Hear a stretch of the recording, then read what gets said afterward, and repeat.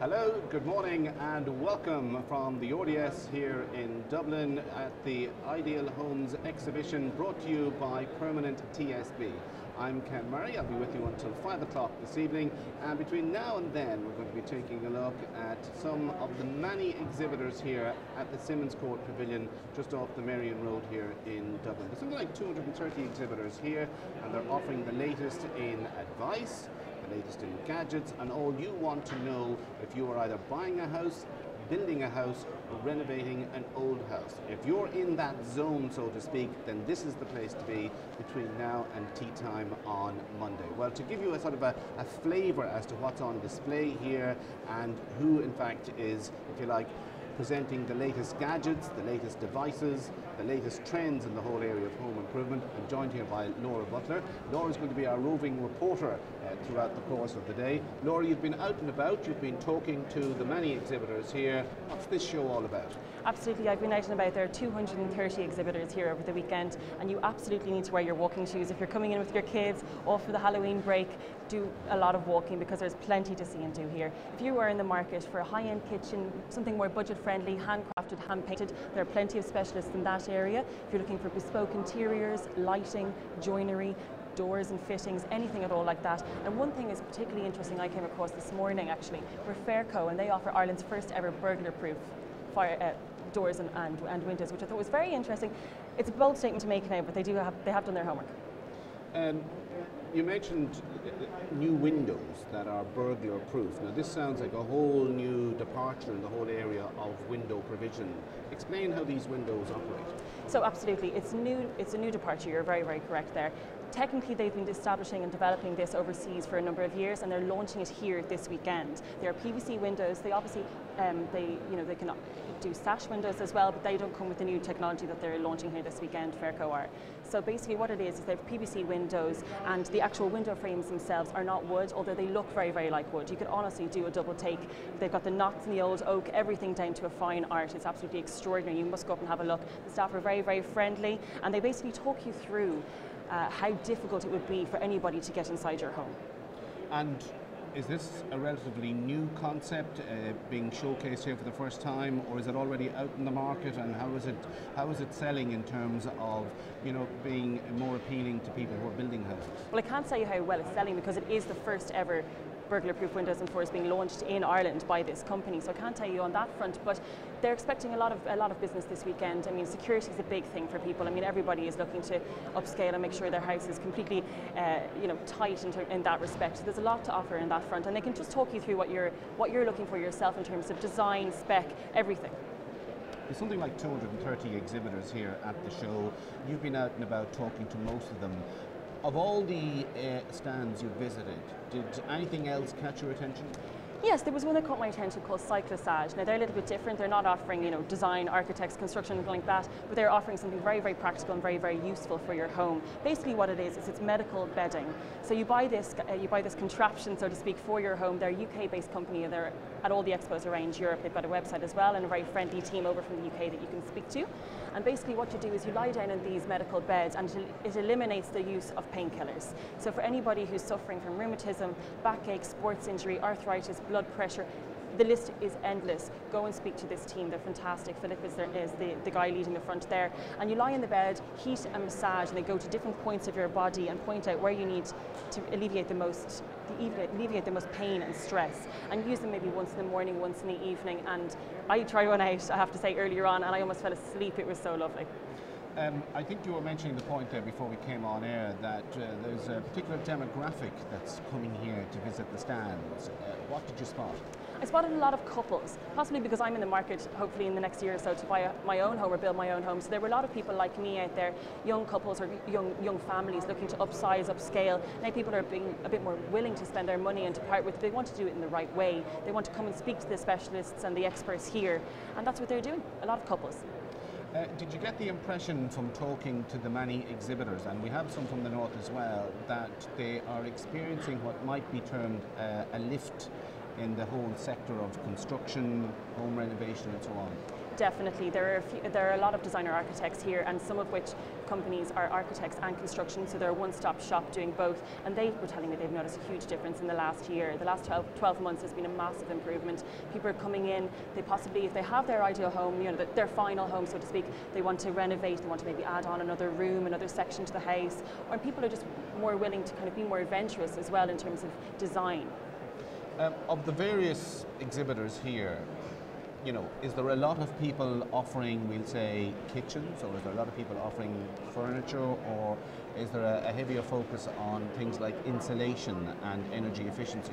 Energy efficiency seems to be the buzzword of this weekend, to be honest. I came across several businesses which are offering solar paneling, different types of glass, how to insulate, retain the heat in your home without, in the winter time if you've got a conservatory or something like that, but also let the heat out and just really regulate your home much more efficiently.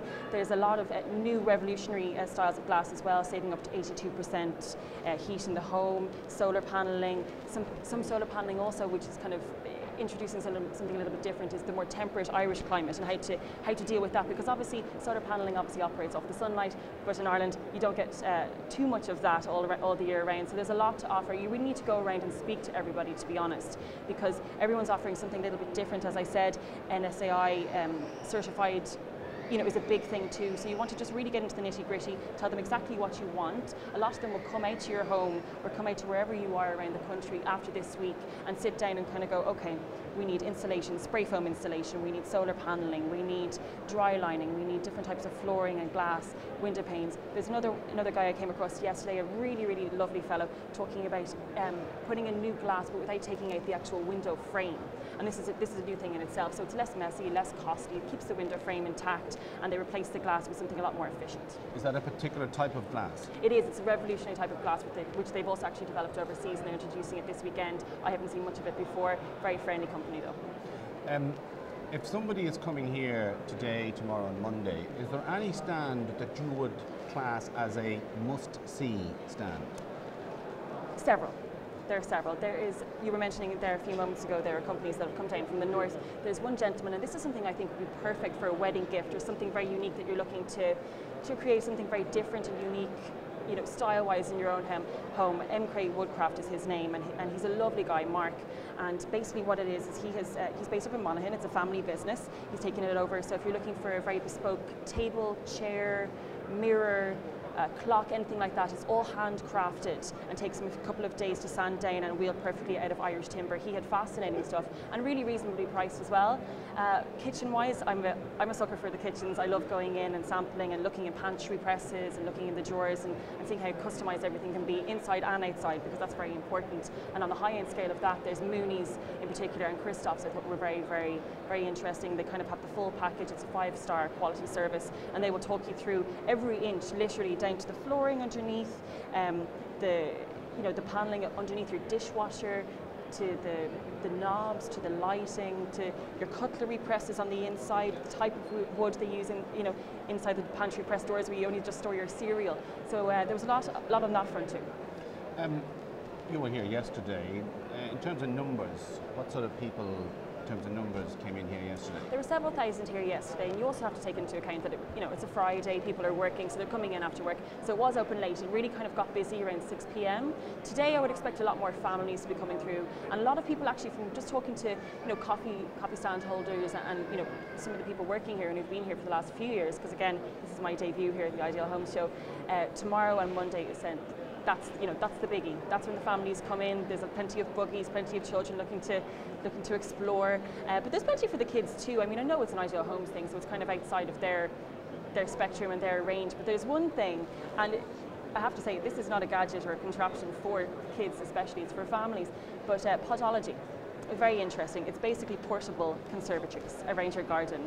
And this is usually actually people in the market for this are maybe people who empty nesters. Their family have up and left, and they're looking to kind of refurnish their home and make it a little bit more personal and a bit more intimate. And podology, what they are these pods that come in different size, different spec, different price range obviously as well. They're movable and portable, and I think we're going to get one of the ladies in later on. She's a lovely woman, but the kids are fascinated with them because they look like something out of Lord of the Rings, as if it's kind of like a Hobbit experience. You're getting into this portable conservatory which moves, It's got a fire, got lovely lighting, very ambient inside, and it takes the sticky fingers because it's all leather and washable. Just one final question, Laura, before I let you go.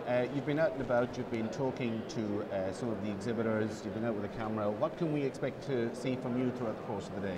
So throughout the course of the day, I'll be stopping by a lot of the unit holders and talking to them about their product, their specialty, their expertise, what they can offer people this weekend. And very important to people who actually come to the Ideal Homes Show and have been coming for years is the experience. So they want to come in and know that they're getting top quality service, but also at a very, very good price. So they're getting a lot of discounts as well.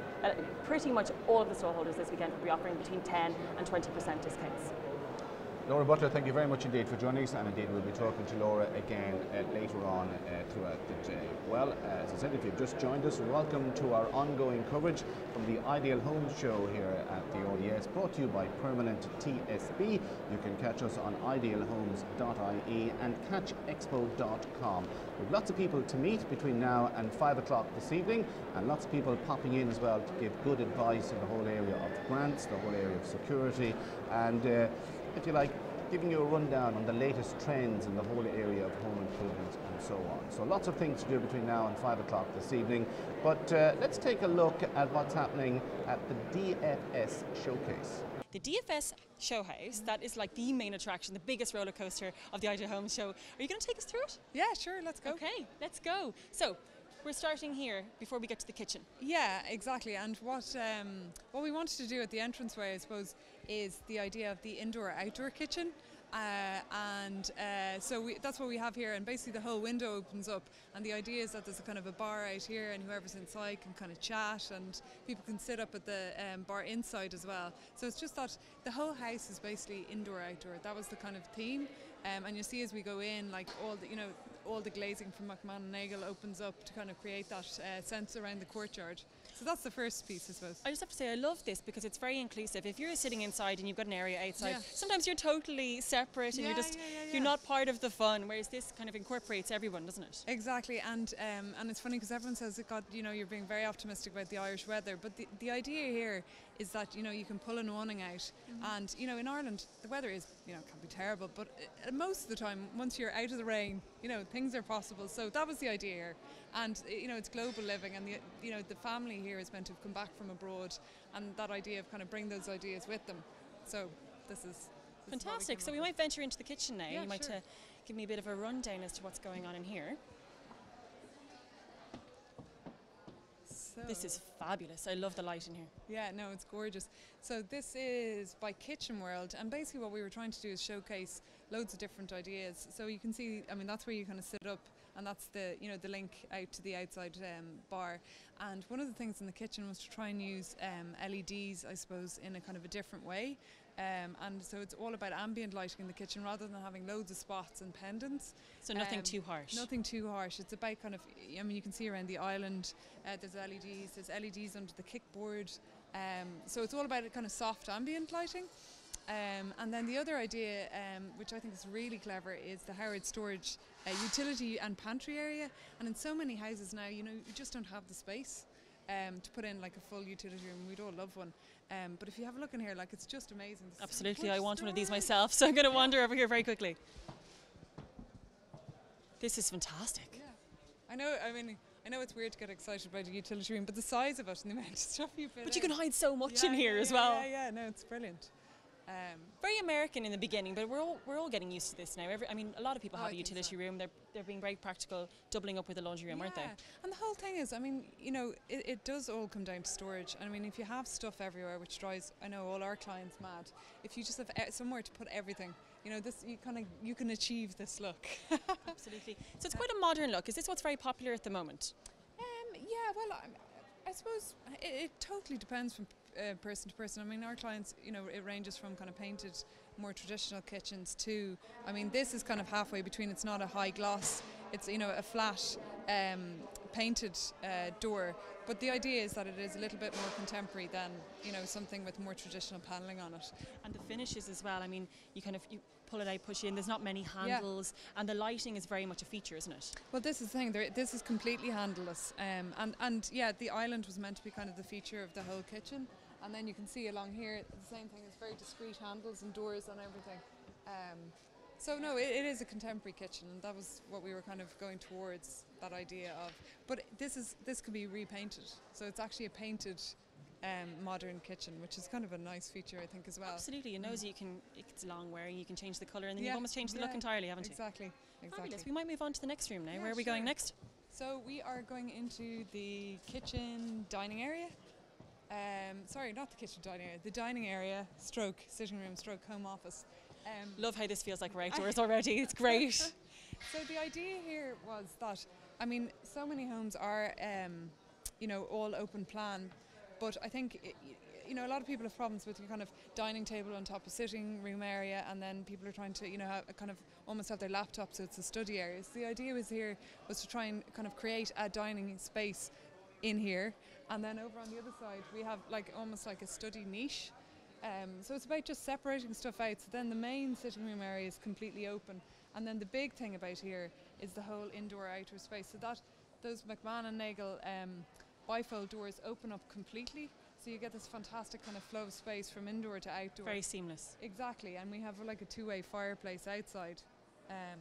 So that's the kind of idea, that all these spaces open up together. So you're not just standing in your house, looking out at a garden, that the garden is in your house, and that actually becomes almost like a room in the house itself. It is, it's a feature in itself. It's another part of the house where the family can spend their time. Exactly, and the thing is with the little study area, what we wanted to do is, rather than having a laptop on your lap in the on the couch, it was just to create a little space that's still connected in here, but that you could pull a door across, if you wanted a bit of privacy. And there's a window seat looking out into this kind of a smaller, quieter garden. So it's just about taking, I suppose, all the peripheral pieces. They're all interconnected, but then they're all a little bit separate as well. So it kind of... And maximising your space. Exactly. And like the dining room area was all about creating a kind of a cosy space, and kind of, with a good ambience, so that people kind of feel, that they can sit in there and chat, and but it's not right in the middle of the dining, in the sitting room space. So I have to say, window seats. I mean, would you call that a window seat? This would be called a banquette. A banquette, okay. But these are really popular. This is something I'd love in my own house, because you sometimes feel like you're in a restaurant or you're in a cafe, and it's just so much more cozy. I don't know why, but it is. And then, I mean, like we've just shown, you could just throw a load of cushions in there for fun. But one of the things we did, floor design, these are actually laminate floors, which is amazing. It's very hard to tell. And absolutely, I wouldn't have guessed. No, and they're incredibly hard wearing. But what we wanted to kind of show is that laminate doesn't have to just be a flooring. Like in here, you can see it kind of laps up the walls, and it creates the banquette. So it almost kind of creates a cocoon, like a timber cocoon in there. So it's just, we asked suppliers as well to come up with kind of more innovative ways of using what is a fairly normal product, but just to use it maybe in a slightly different way. How budget friendly would something like that be then? A laminate, I mean, I think you're looking at under €30 square metre. So, that's a big difference between that, and the next step up would be just say, a solid or an engineered board, which, they kind of start from about 40, 50, 60 for a good. And so, laminate is a fantastic alternative, and they have gotten so much better than before. I think everyone has this image in their mind of the kind of, I can see it in my mind's eye now. It looks like a lino, whereas this, you've got the V groove, and you've got this, and these are really wide plank long boards. So and obviously very easy clean too. Yeah. I don't know how many thousands of people are going to trek through this house, but it'll look exactly the same as it does now. So fabulous. Can we go over towards the living study area, because I particularly like this little enclosed space. Like you say, my sister, if she's studying, she's stuck up in a bedroom upstairs, and she's just totally not involved with what's going on in the rest of the home. But this is lovely. Yeah, so the idea is there's a little window seat for, thinking great thoughts. That looks out into the quieter garden there. So the thing is, the idea would be that you'd pull a door across if things got too noisy in here. But I think, when people have laptops and stuff, they don't want to be up in a study, and they don't want to be up in their room. So the idea is there's still that connection, here between the two, but yet you're a little bit separate, and you can pull a door across if you want to. And not even just a study. If you want to go and get a book or read the papers with your coffee, you're looking out onto the garden at the same time. Exactly. And then just with the colours, you see the fantastic art that we have everywhere. What we really wanted to do is just show how, pieces like this and the ones up there can really, pull a whole colour scheme together. So I suppose we actually had kind of an idea in our heads what we wanted to do, but we took a lot of the colours off off the actual pieces of art. They're all from so fine art editions. And the idea of the wall up here was that it was a kind of rotating art exhibition, so that you don't permanently fix anything to the wall, that you have these kind of picture rails that are lit. So if you get bored of those paintings or you want to swap them around, you just take them down and put a new one up. So, it's that notion of nothing's permanent and that you can change it depending on your mood or what you want to do. In terms of colour schemes then as well, do a lot of people tend to focus on the artwork first and they adapt their whole living room and pull in the colour schemes and materials around that? I think it kind of depends. I mean, I suppose in the back of our mind we wanted to use colour in a really strong way, and that the colours in here, would be a mixture of obviously more neutral colours like what we have on the wall here, but then really, really strong colours, like that's a colour trend, Eleanor Anne, which is a really dark purple. We actually have it in our office. I love it. It's very rich and very luxurious, isn't it? Yeah, no, it's great. And the thing is about, I suppose with the artwork, we saw the Broadhaven one on the wall there, and it was about pulling colours out of that, and it kind of worked with the whole scheme as well as the rugs and rug art, which is where all the rugs came from. So it's kind of a mixture of everything. If you have a good piece of art, you can pull colours in off it. Fantastic. We're going to rush through into the garden now. So the garden is done by Laura Whelan of Cara Paving, and the idea was to kind of have a pergola walk and then obviously form a kind of an indoor-outdoor area here, which would be the dining area with and you could put like couch and seating around and an indoor-outdoor fireplace. And then the thing is to come around here, and we wanted to create a kind of a quieter area in here, and the cam room and the study and the kids' den all kind of look out onto this, and there's a water feature there. This is meant to be our Zen garden. Very zen, especially with the yoga mats in here on the right. Oh, yeah. And and we went for, this is actually fake grass, which we ran inside into the wellness room for. Is that popular? It is, I think, for a lot of people with kids, I think. Sorry, it's open to the public now. You'll have to do the second half either tomorrow morning or this evening or something. I'm sorry, but it just can't. It's 10:15. Okay. The public are in. Yeah, that's fine. Okay. This is, for families, I think it's really popular because, in the wintertime, waterlogged grass is, I think, everyone's problem. So, I mean, people do put it down because it's like an all-weather. I mean, it's a bit fun here. No, absolutely fun. Definitely the operative word. Let's go in here very quickly. Yeah. So this is the kids' den, and the idea for here was that there's the two kids' bedrooms are quite small and compact, and the idea was to take the space out of there and bring it in here so that they have a kind of a shared den. So it takes the kids, I suppose, out of the main sitting room area. And what we did here was a Skype pod, and this is the Skype and gaming pod, and it's like the kind of modern equivalent of a telephone booth.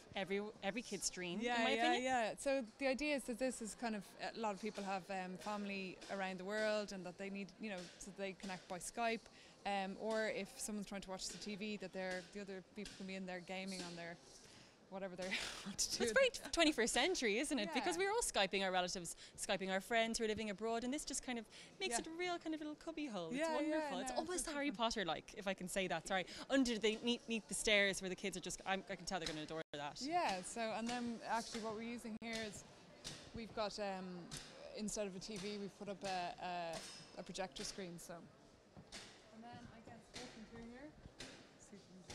So lastly, we'll just do the kids' bedrooms. Yeah, but these are the two kids' bedrooms, and you see they're quite compact because most of the room is given over to their shared space, because we felt like they're just going to sleep here, so why have huge bedrooms when you could actually just bring it into their own shared space. And Absolutely, a modern playroom inside. Yeah, and then just walking through here, there's been such a move towards kind of mindfulness, and everyone has busy lives, that to take a bit of time out and actually have a room in your house where you can actually do that.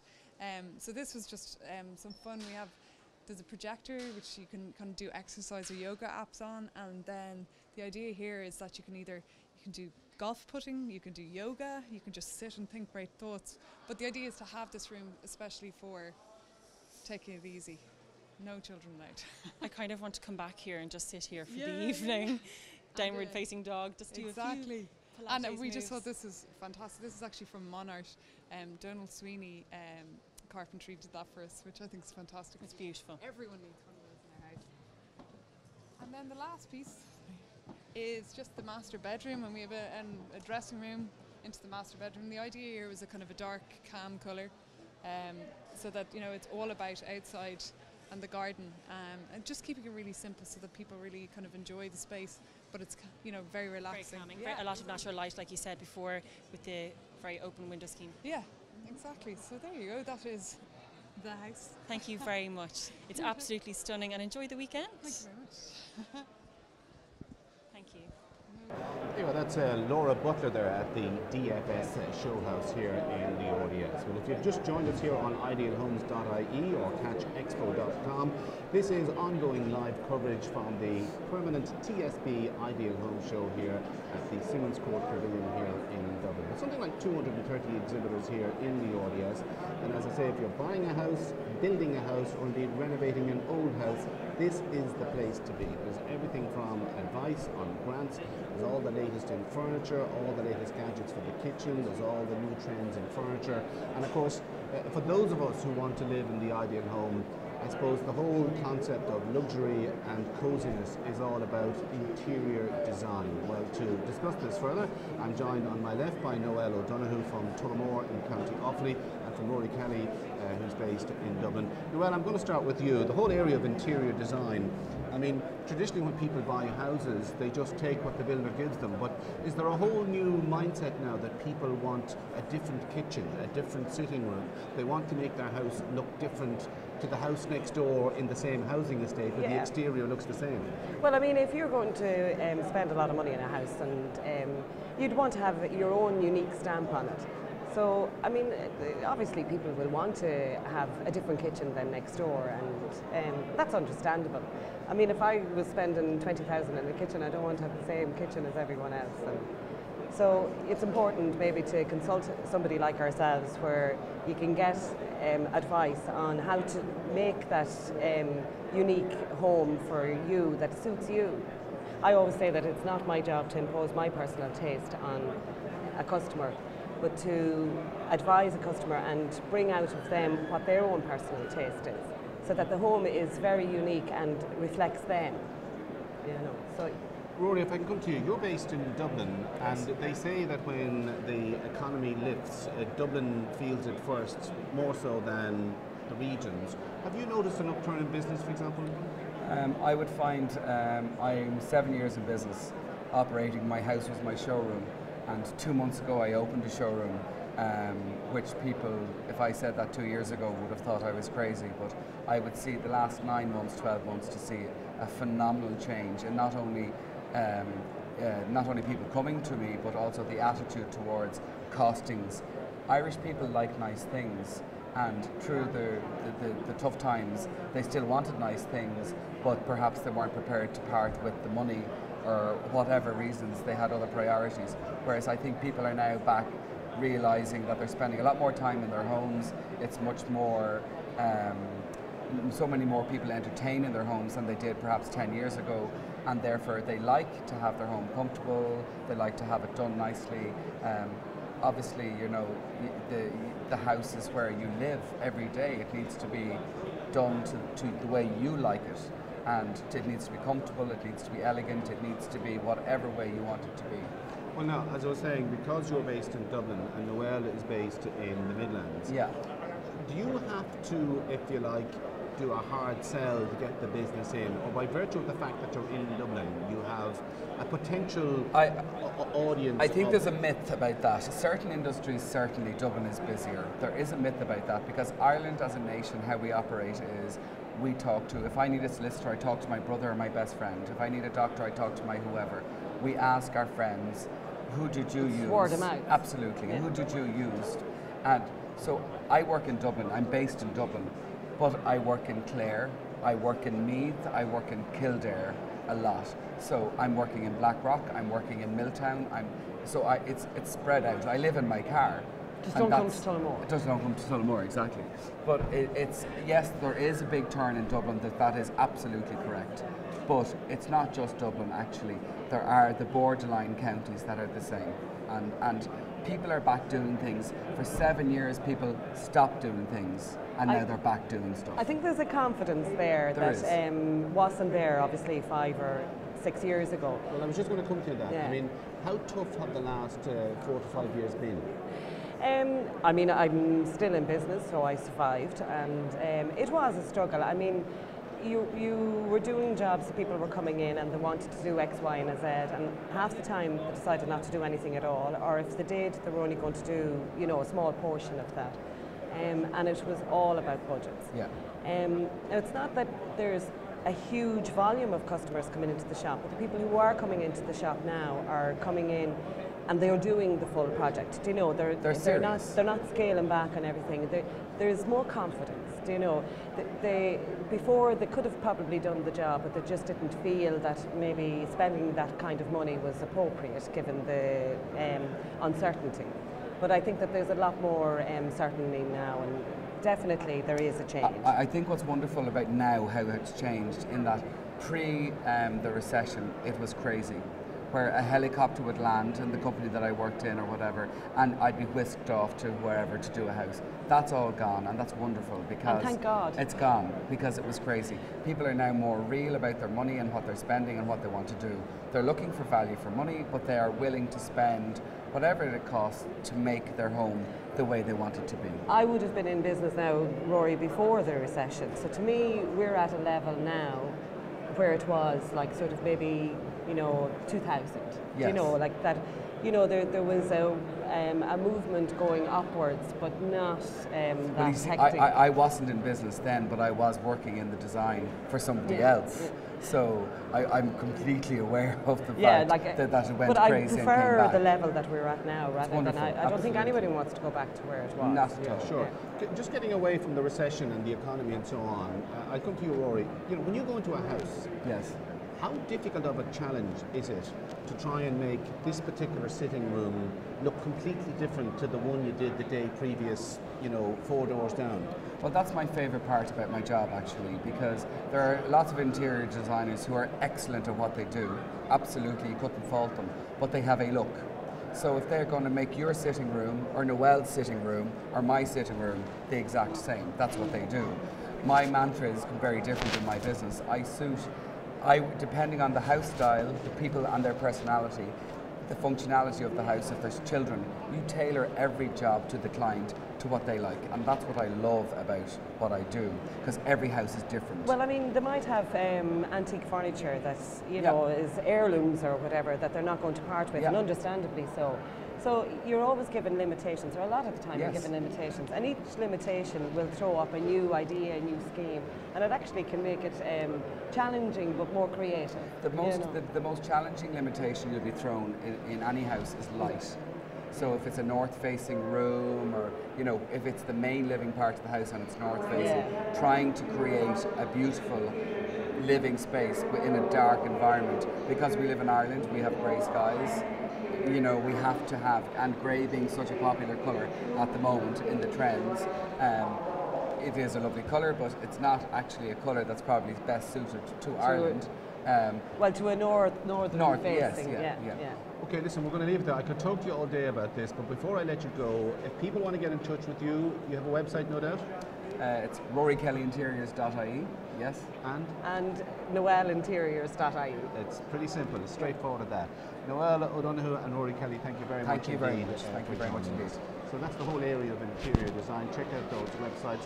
And as I said, if you're anywhere in the RDS or the Ballsbridge area throughout the day, indeed tomorrow and Monday, we'll pop in. We've got all the latest trends in the whole area of home improvement. Everything from the latest colours and schemes and furniture in kitchens, sitting rooms, bedrooms, everything from ceilings to advice and insulation. It's all happening here at the Simmons Court Pavilion here in the RDS. And as I said, between now and 5 o'clock this evening, we'll be talking to more guests in the whole area of home improvement and the whole area of home building as well. Okay, we're going to go back out to the floor, and Laura has been visiting the Jackson Walk stand. Thank you for letting me have a quick chat with you at your exhibit. So tell us a little bit about what you guys do. You're a little bit different. You do residential, but you also have something unique that you offer. We do residential, we do detached houses and extensions, but we also have this model called citizen development, where we invite groups of people to come together who buy a site together and they develop without using a property developer. So they save 25% on the cost of the house. They get an opportunity to be involved in a collaborative design process, and they save all this money, and it ends up being a really interesting, sustainable community because they get to know each other so well through the process. It's like this pre-charged sense of community. So it's a model that's used throughout the world. Like in Germany, I think 100,000 people have been housed this way. So we've been trying to introduce it to Ireland, and we've got a huge amount of interest. There's actually a pilot project running in Fish Amble Street for 4 houses, but we'd like to see it become mainstream. I think in Berlin, there have been 200 developments with 50 or 60 houses each in it. So there's great potential in it. Absolutely. And tell us about the market. How have you found the market over the last year or two? It's definitely improved. It's definitely improved, and I think you see it at shows like this. There's more architects here. There are more people back on. There's obviously a little bit more money around. There's a bit more confidence. I think over the last few years, most people have been doing things like extensions, and you even see it in the RAI stand there that the theme is extend and renovate, which is part of that older thing. But I think there are more people now interested in actually going ahead. There's this expectation that prices are definitely rising, so it's worth doing it. And because there's a little bit more money and more mortgages available, they're able to do it. So people still want value for their money though too. And just there's a gallery of some of your work over here. What kind of designs do you specialise in? I'd say you'd call it modernist to some degree. Quite contemporary? Yeah, it's contemporary, and it's very, very simple, plain lines. But I think every architect has to be able to kind of accommodate the needs of a particular client. And while we'd have a certain aesthetic and a certain thing that we like, I think every architect must be able to respond to what a client wants. And we regard ourselves as being very participatory. So we will kind of listen very carefully. And we should be able to do it in most styles, but bring things to the client that maybe they haven't thought about themselves. So that's our approach to it. This particular element here, that's not something I would think of myself. Is that kind of the kind of things you would suggest, perhaps a little bit more aesthetically pleasing? I think what we'd like to do in the beginning is challenge a client. So we'd put a lot of things to them. That there is actually charred timber. So it's timber that has been purposely charred, and what it does is it acts as a barrier against the weather, so it cannot rot once that's done to it. It's interesting, it's black, it's a very black and white graphic sort of aesthetic. Not for everybody, some people love it, but I think the thing to do in the beginning is challenge as much as possible. Put a lot of options out there, and then maybe expose them to some other ideas, and then maybe draw it back in to meet the thing they're really comfortable with. Have you been to the Ideal Home Show before? We have. We did it last spring, and even there's a huge difference between last spring and now. Like, I think we've tripled the size of our stand between the two. There was a lot of activity at the spring show, but already today we're finding that it's even more. There are people who are more likely to do a project now, I think, than just talk about it. So it's good. Brilliant. Always best to leave it on a positive note. Greg Jackson, thank you very much. Enjoy the rest of your weekend. Now we're just going to head straight down here and speak to another architect, Fergus Flanagan. They're regulars at the Ideal Home Show, and they specialise in high-spec residential. And they're just over here to the left. They do one-off designs. And I just want to speak to Fergus himself, if I can interrupt him here for a moment, about what's different in the market. He's a very popular man, is Fergus. Hi Fergus, how are you? I'm very good, and yourself? Good, thank you. Talk me through the galleries here. It's very, very clean, very chic looking. Okay, I was away for 12 years and I lived in a vineyard region of Germany. So when I came back to Ireland, I noticed that Irish architects were missing the gap in the market. And that's what they designed houses that when it rains, you stayed in. And to me, that was just gross stupidity, you know? So for example, you'll see in a lot of our houses, we'll actually pull the roof across so you can actually sit outside and you can actually do things like have a barbecue, you know, and we're often hearing people saying, oh, I'm going to have a barbecue, I hope it doesn't rain. Well, this is what we should have been designing for from the scratch. We should have the best covered terraces, you know, and there's another one down there that we did in Malahide here. And then once we started designing these things, we started noticing that it's still a bit nippy in summer, you know, so we start putting in outdoor covered terraces there with external fireplaces that double up as barbecues. And then even from there, we took it a stage further, where we rendered a wall and we used the projector to have an outdoor cinema. So a lot of this stuff actually doesn't cost a lot of money. It's just about clever design. It's value for your buck, but it's also, you're getting an extra room or two out of your home. You are, and what our clients tend to tell us is that actually it's the most used room in the house, you know, so that's where it is. And again, this stuff isn't expensive. This stuff is really relatively cheap, you know. But again, people can start their summers earlier and end them later. How have you found the market of the last 18 months? Especially in the last 12 months, we started seeing a massive pickup. There's a real demand, there's a real confidence out there. And I think people also through TV programs are expecting more from their architects. So it's actually quite good. It's a healthy environment out there, and the market's quite strong. People are definitely getting more choosy, aren't they? Because they're less willing to part with their money. If they are going to part with it, they want to do it in the right way. Well, they can do it. That's the good news. You know, they don't have to settle for something that's second best. You know, they can actually get what they want and get something really tasty and good without a massive premium. Like the builders' prices are still quite low. You know, so it still is a very good time to build. What are you offering clients here this weekend? Well, this weekend we're looking at, we're doing a design session, and at the design session we actually come out to your house and designing the house. And what we tended to find was clients didn't know where to start. So they didn't know what they could get for their money, so we wanted to bridge that gap and make our clients informed. So at the design session, we don't just design, okay? We actually run them through their budgets, and there's loads of questions people don't even know they should be asking, like, do we have to move out, or can we stay here during the build? So we're able to look at it from the micro to the macro, and that's what we're offering for €300. Fergus, thank you very much. Andrew, it's nice to and we will throw back to Ken in studio. After this.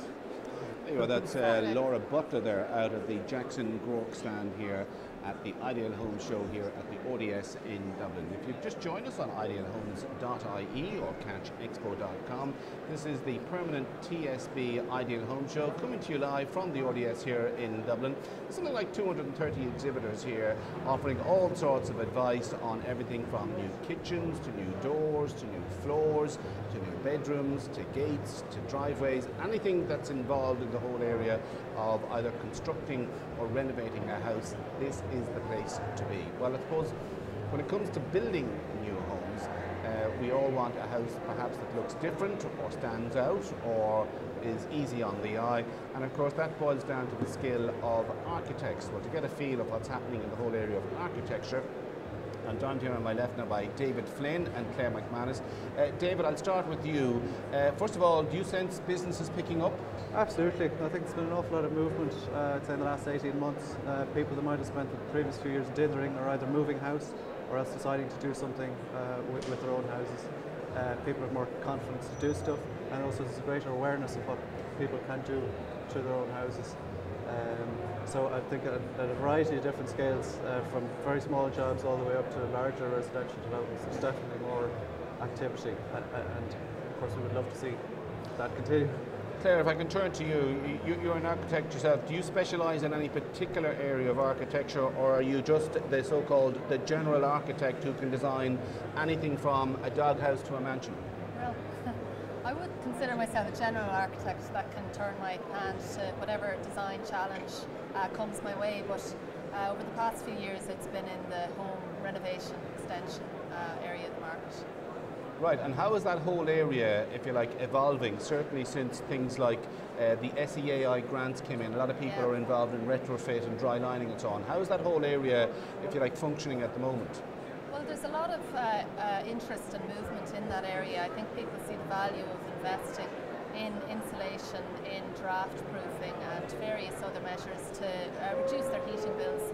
Also kind of at a government level, there are a lot of new initiatives responding to various EU legislation to encourage people and to insist that people move towards better insulated homes, towards, I suppose, kind of a global desire for carbon neutral homes and the sustainability. So I guess where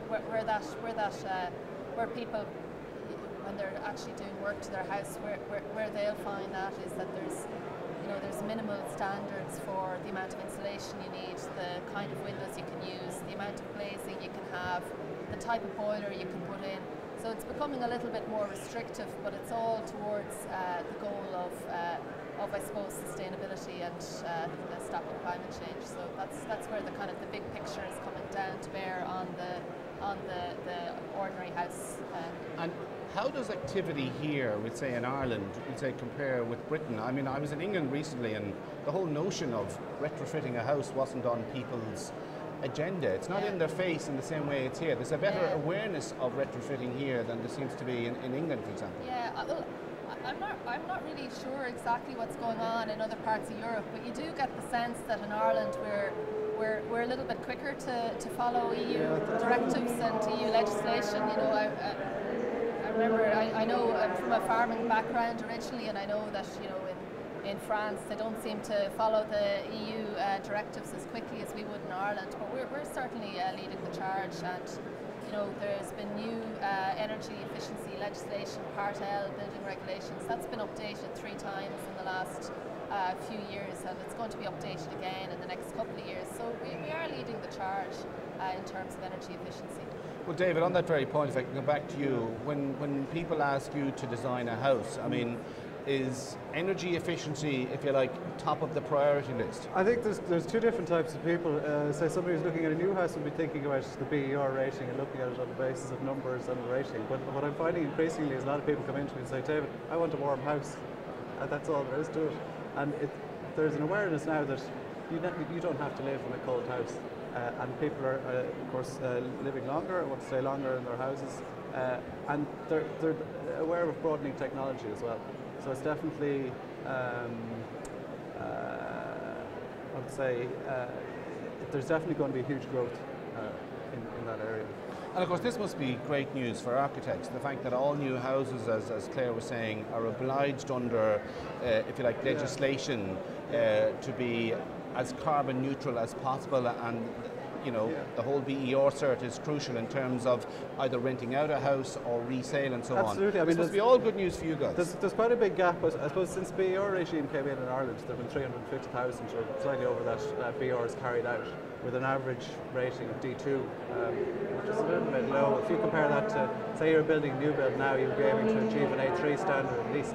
So I think the challenge in Ireland in the coming years is going to be to somehow bridge that gap, and there is going to be a difficulty in addressing the large Irish stock. If you think of 2.5 million properties that need to be seriously upgraded, I think the government are going to have to pull out the stops a little bit more to make it happen. Just one final question, and I'll put it to you first and then to you, but overall you sense that business is picking up, not only in Dublin but around the country? I would say so. There's probably more property transactions happening in Dublin, but I think across the country, I would say in terms of renovation market, there's definitely an awful lot of activity. Claire? Yeah, I'd agree that it is picking up, but I would definitely see a 2-tiered system. I mean, my practice is in theory based in Dublin and in Roscrea and County Tipperary, but there's been little or nothing in Roscrea for the last number of years. So I think the cities are picking up a lot. A lot of the rural areas and the towns, there's still a long way to go before that pickup will be seen. Okay, Claire McManus and David Flynn, architects, thank you very much indeed for joining us there. That's good news there, in so much as the graph seems to be going up rather than remaining flat, albeit that a lot of activity is happening in the Dublin area, but hopefully as the economy improves, it'll spread across the country. Well, if you've just joined us, you're watching ongoing live coverage from the Ideal Home Show here at the RDS on idealhomes.ie. We're also on CatchExpo.com, and we'll be talking to more people between now and 5 o'clock this evening about trends that are happening in the whole area of home building and home improvement as well. Okay, let's go back out to the floor, and Laura has been visiting the Circa Design stand. So everyone is a lot more environmentally friendly and environmentally conscious when they're thinking about building and design these days. You are a one-stop shop essentially. You're contractors and you're architects, but you focus on passive design. Tell me, what is that?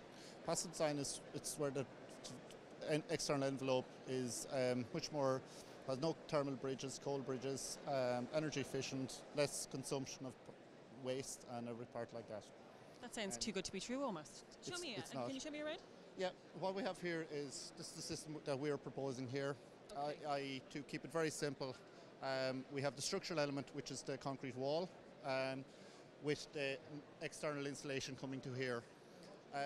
We broke it down to the element that a dwelling, we need 2 parts, structure and thermal. We simplified it down there, keeping the amount of trades to a minimum, and very effective both in cost and running costs and all of that. Giving a assured quality to our clients, and a lot of this is actually manufactured off-site, so the reduction of wet trades, air tightness, so it's a very quick, effective and method of construction for clients. And what about air tightness? Air tightness is not an issue in this one, as we have The building there is actually sealed on the bottom by air tightening, and the walls. The concrete itself is an airtight membrane in its own manner of speaking. So we can actually see both the insulation we have in the walls and the floor, making the full passive external envelope, even from the windows.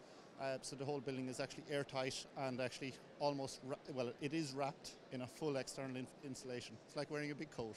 Oh, I like the sound of that. Talk to me about time span. Time span on this one is, as a lot of it is the main walls and that are actually manufactured off-site, i.e. in factory conditions, we have control onto it, so we're less depending on weather and wet trades and all of this, so the drying out period is very much quicker. A typical house that we have built there quite recently, the walls were actually erected in about 2.5 to 3 days. So you can get an external envelope. Fast movers. Oh yeah. So it's easy to get the external envelope up and fixed, so all the other trades can happen into it as well. As there's very little moisture in the building, it will dry out much quicker, and part into it. You actually have a thermal mass through the whole building as well, but not too much. Enough, but not too much. Enough, but not too much. I like the sound of that.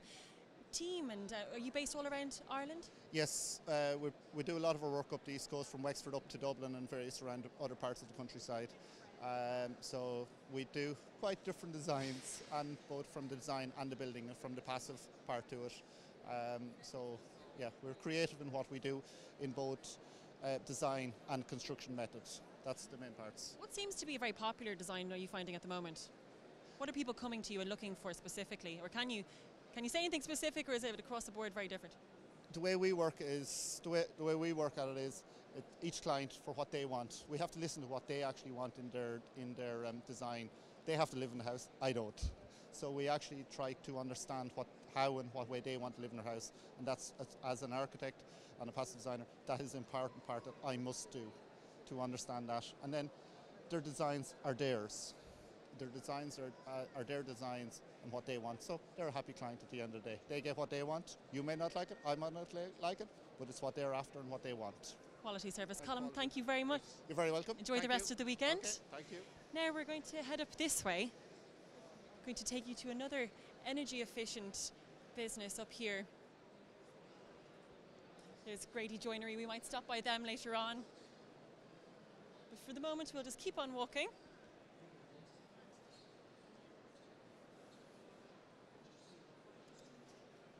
And down this way.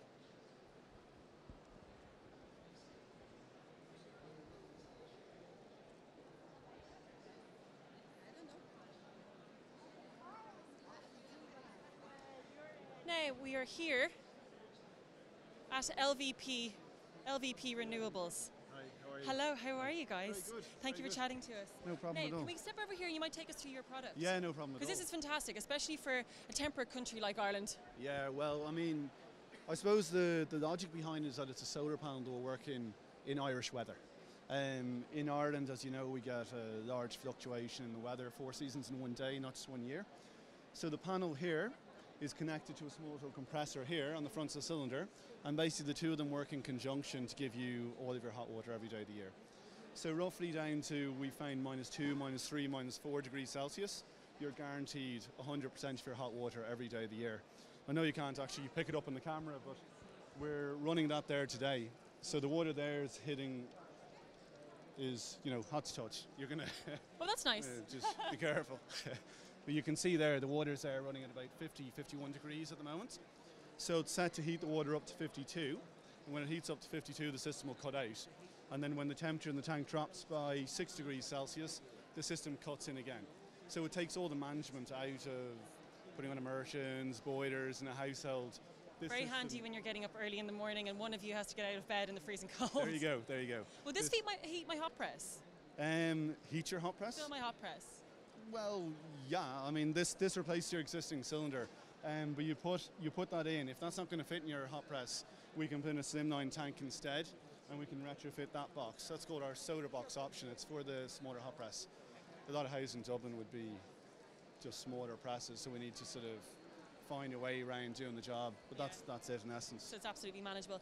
Yeah. So the solar panels, they are very unique when you say 4 seasons in one day. Yeah. They're very, very practical. Yeah. Price point wise?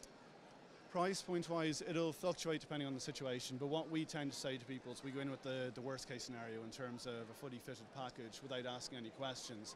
A family of 6, you're going to range, the top range price going to be about €5,200.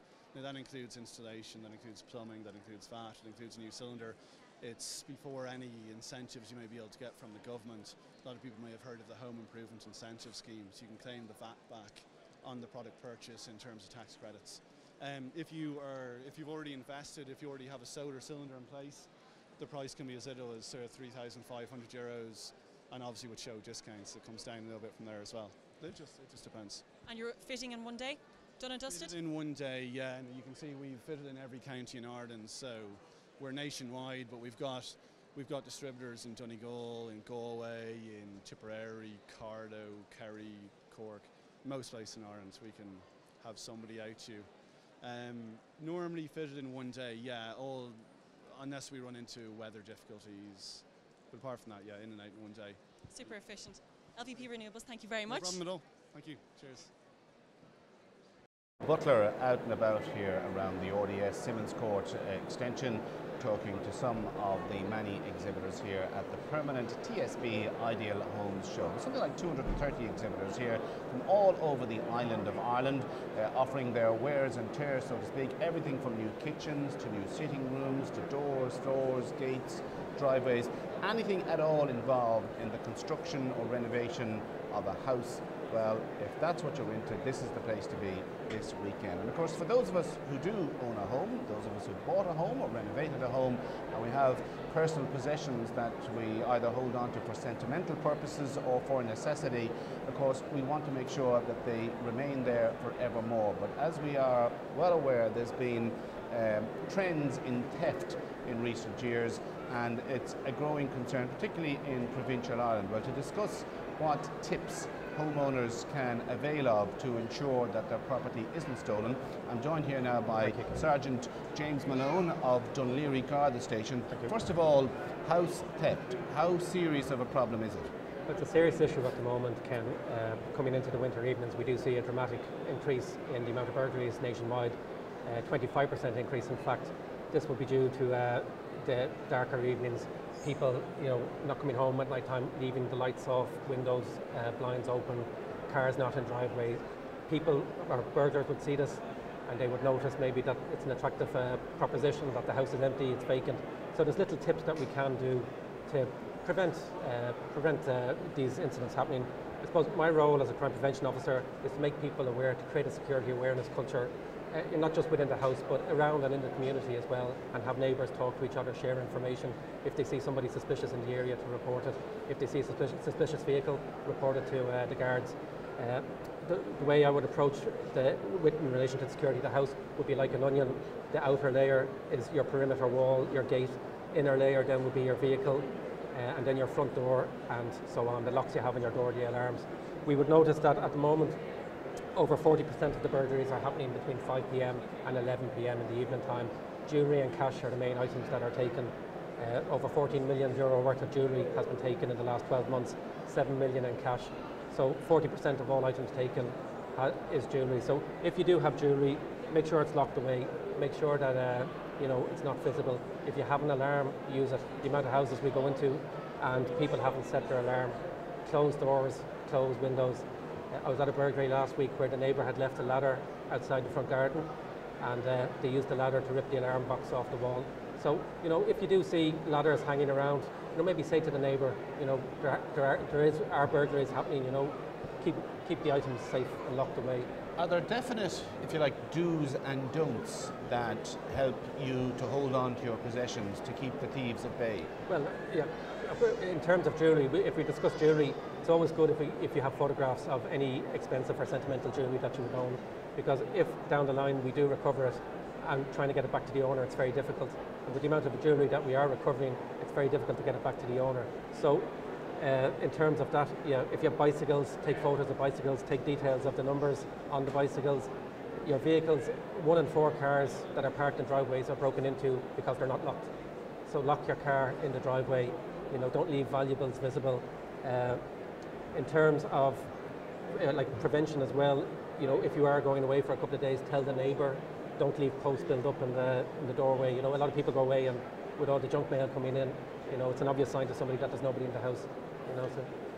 We were covering the ploughing championships there in County Laois there last month, and we spoke to members of the Gardaí, and you know, there's a new trend now in agriculture, particularly in provincial areas, where farm machinery, for example, is being stolen, and the Gardaí are working with farm owners to, as they call it, mark equipment. Would you just explain what that is, how it works, and what people should do? Well, exactly, Ken. We would work closely with the IFA, and a lot of the guards, by their nature, are from rural communities. My dad is a farmer, so we're aware that we're aware of this as a problem. There is a leaflet online that you can get. It's farm theft prevention, and it gives you the 5 top tips to prevent crime. And it's restrict access to your yard is the most important thing. You know, most farmers leave gates open. It's easy to walk in. You know, ensure your yard is well lit. You know, now's a good time, and especially with your house as well, make sure the lights are working. Check all your sensor lights. Mightn't have used them during the summer. You know, now's a good time to check. As you said about branding, branding machinery, especially expensive machinery, tractors now are worth tens of thousands of euros. You know, mark them, record it. You know, if it's taken, give us all the details. You know, the more details we have, the easier it is for us to follow up. Take pictures of the machinery as well, especially with the likes of trailers. Trailers are a high commodity item that are taken a lot. People will drive into the farmyard, hook up the trailer, have wheel locks on the trailer to prevent this type of crime. Somebody said to me recently that a new trend that's emerging is one where, for example, thieves are checking correspondence on Facebook. And somebody might say, I can't wait to go to Spain on my holidays next week, and that's a signal straight away that the house is going to be empty. Is that a growing problem? Oh yeah, 100%, Ken. It's a big problem, and especially, you know, with kids, and you know, I suppose for parents just to be aware of what their children are doing on Facebook. Yeah, obviously don't say that you're going away on holidays for 2 weeks to Spain. I wouldn't be taking photographs of expensive cars outside the house or inside items inside the house. You know, if pictures are taken on smartphones now, you know, satellite imagery, or you know, you can locate where exactly the property is. You know, so there is a part on the phone where you can switch that off, so it disables your location, your GPS location. Yeah, Facebook, Twitter. You know, also we have a trend too where people are calling houses now, bogus callers, calling to the doors, calling to online, on the phone, even online, asking for account details, bank account details, you know. So just for the public to be wary, a bank will never ask for bank details over the phone. You know, so if somebody's asking you for your bank account details, don't give any details online. Bogus callers coming to fix your gutters, fix the tiles, do your gardens. Don't use reputable people to do your work. We have had cases where prices will be fixed at €200, and by the end of the week, that price would have inflated up to 2,000. And they'll extort the money, and usually they're picking on vulnerable people in the community, you know. So it's just for people to be aware of that, but that's happening at the moment too. And have you noticed any, we'll say, trend in relation to theft in the cities and theft in rural Ireland? Well, it's a nationwide problem, you know. It's like burglaries are up in Dublin, all right. Nationwide, they've remained stable. We have seen trends now where groups of 4 and 5 travel the country in cars. And they target houses, they go on a crime spree, let's say, and then they drive back at high speed back into the city. We have certain operations, the guards have operations in force at the moment to deal and combat that. We have a lot of arrests so far in 2014, and that's it. For the season that's in it, what advice would you give to parents who they themselves are trying to advise their children in relation to Halloween activity? Okay, well, we see a huge increase in calls out on the 24/7 lines on Halloween night. You know, it's I suppose for parents, know where your children are. If your children are going trick-or-treating, go with them. If they're wearing dark clothes, consider maybe putting a high visibility jacket on them. Very difficult to see in the States around country roads, kids dressed up as witches or whatever, you know, dark clothes. If they're at bonfires, you know, stand well back. Don't throw any flammable liquids like diesel, petrol onto bonfires. Sparks can travel a long distance in a bonfire, so make sure you stand well back. The most important thing is to know where your kids are. Be careful with fireworks. You know, every year A&E see an increase in children coming in with with injuries to their hands and fingers, especially burns. In some cases, children lose fingers. So if they do happen to have fireworks, make sure that they're handled properly and with care.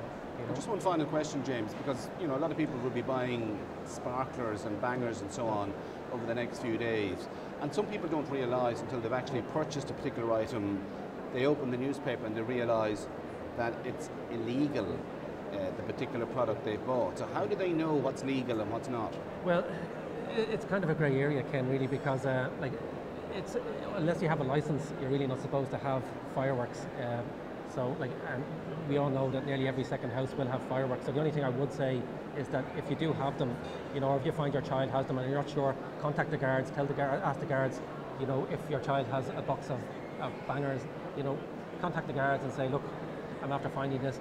Sparklers, they throw out intense heat and they result in a lot of burns. People think they're not dangerous, but they really are. So my advice would be, if you do have fireworks, handle with care.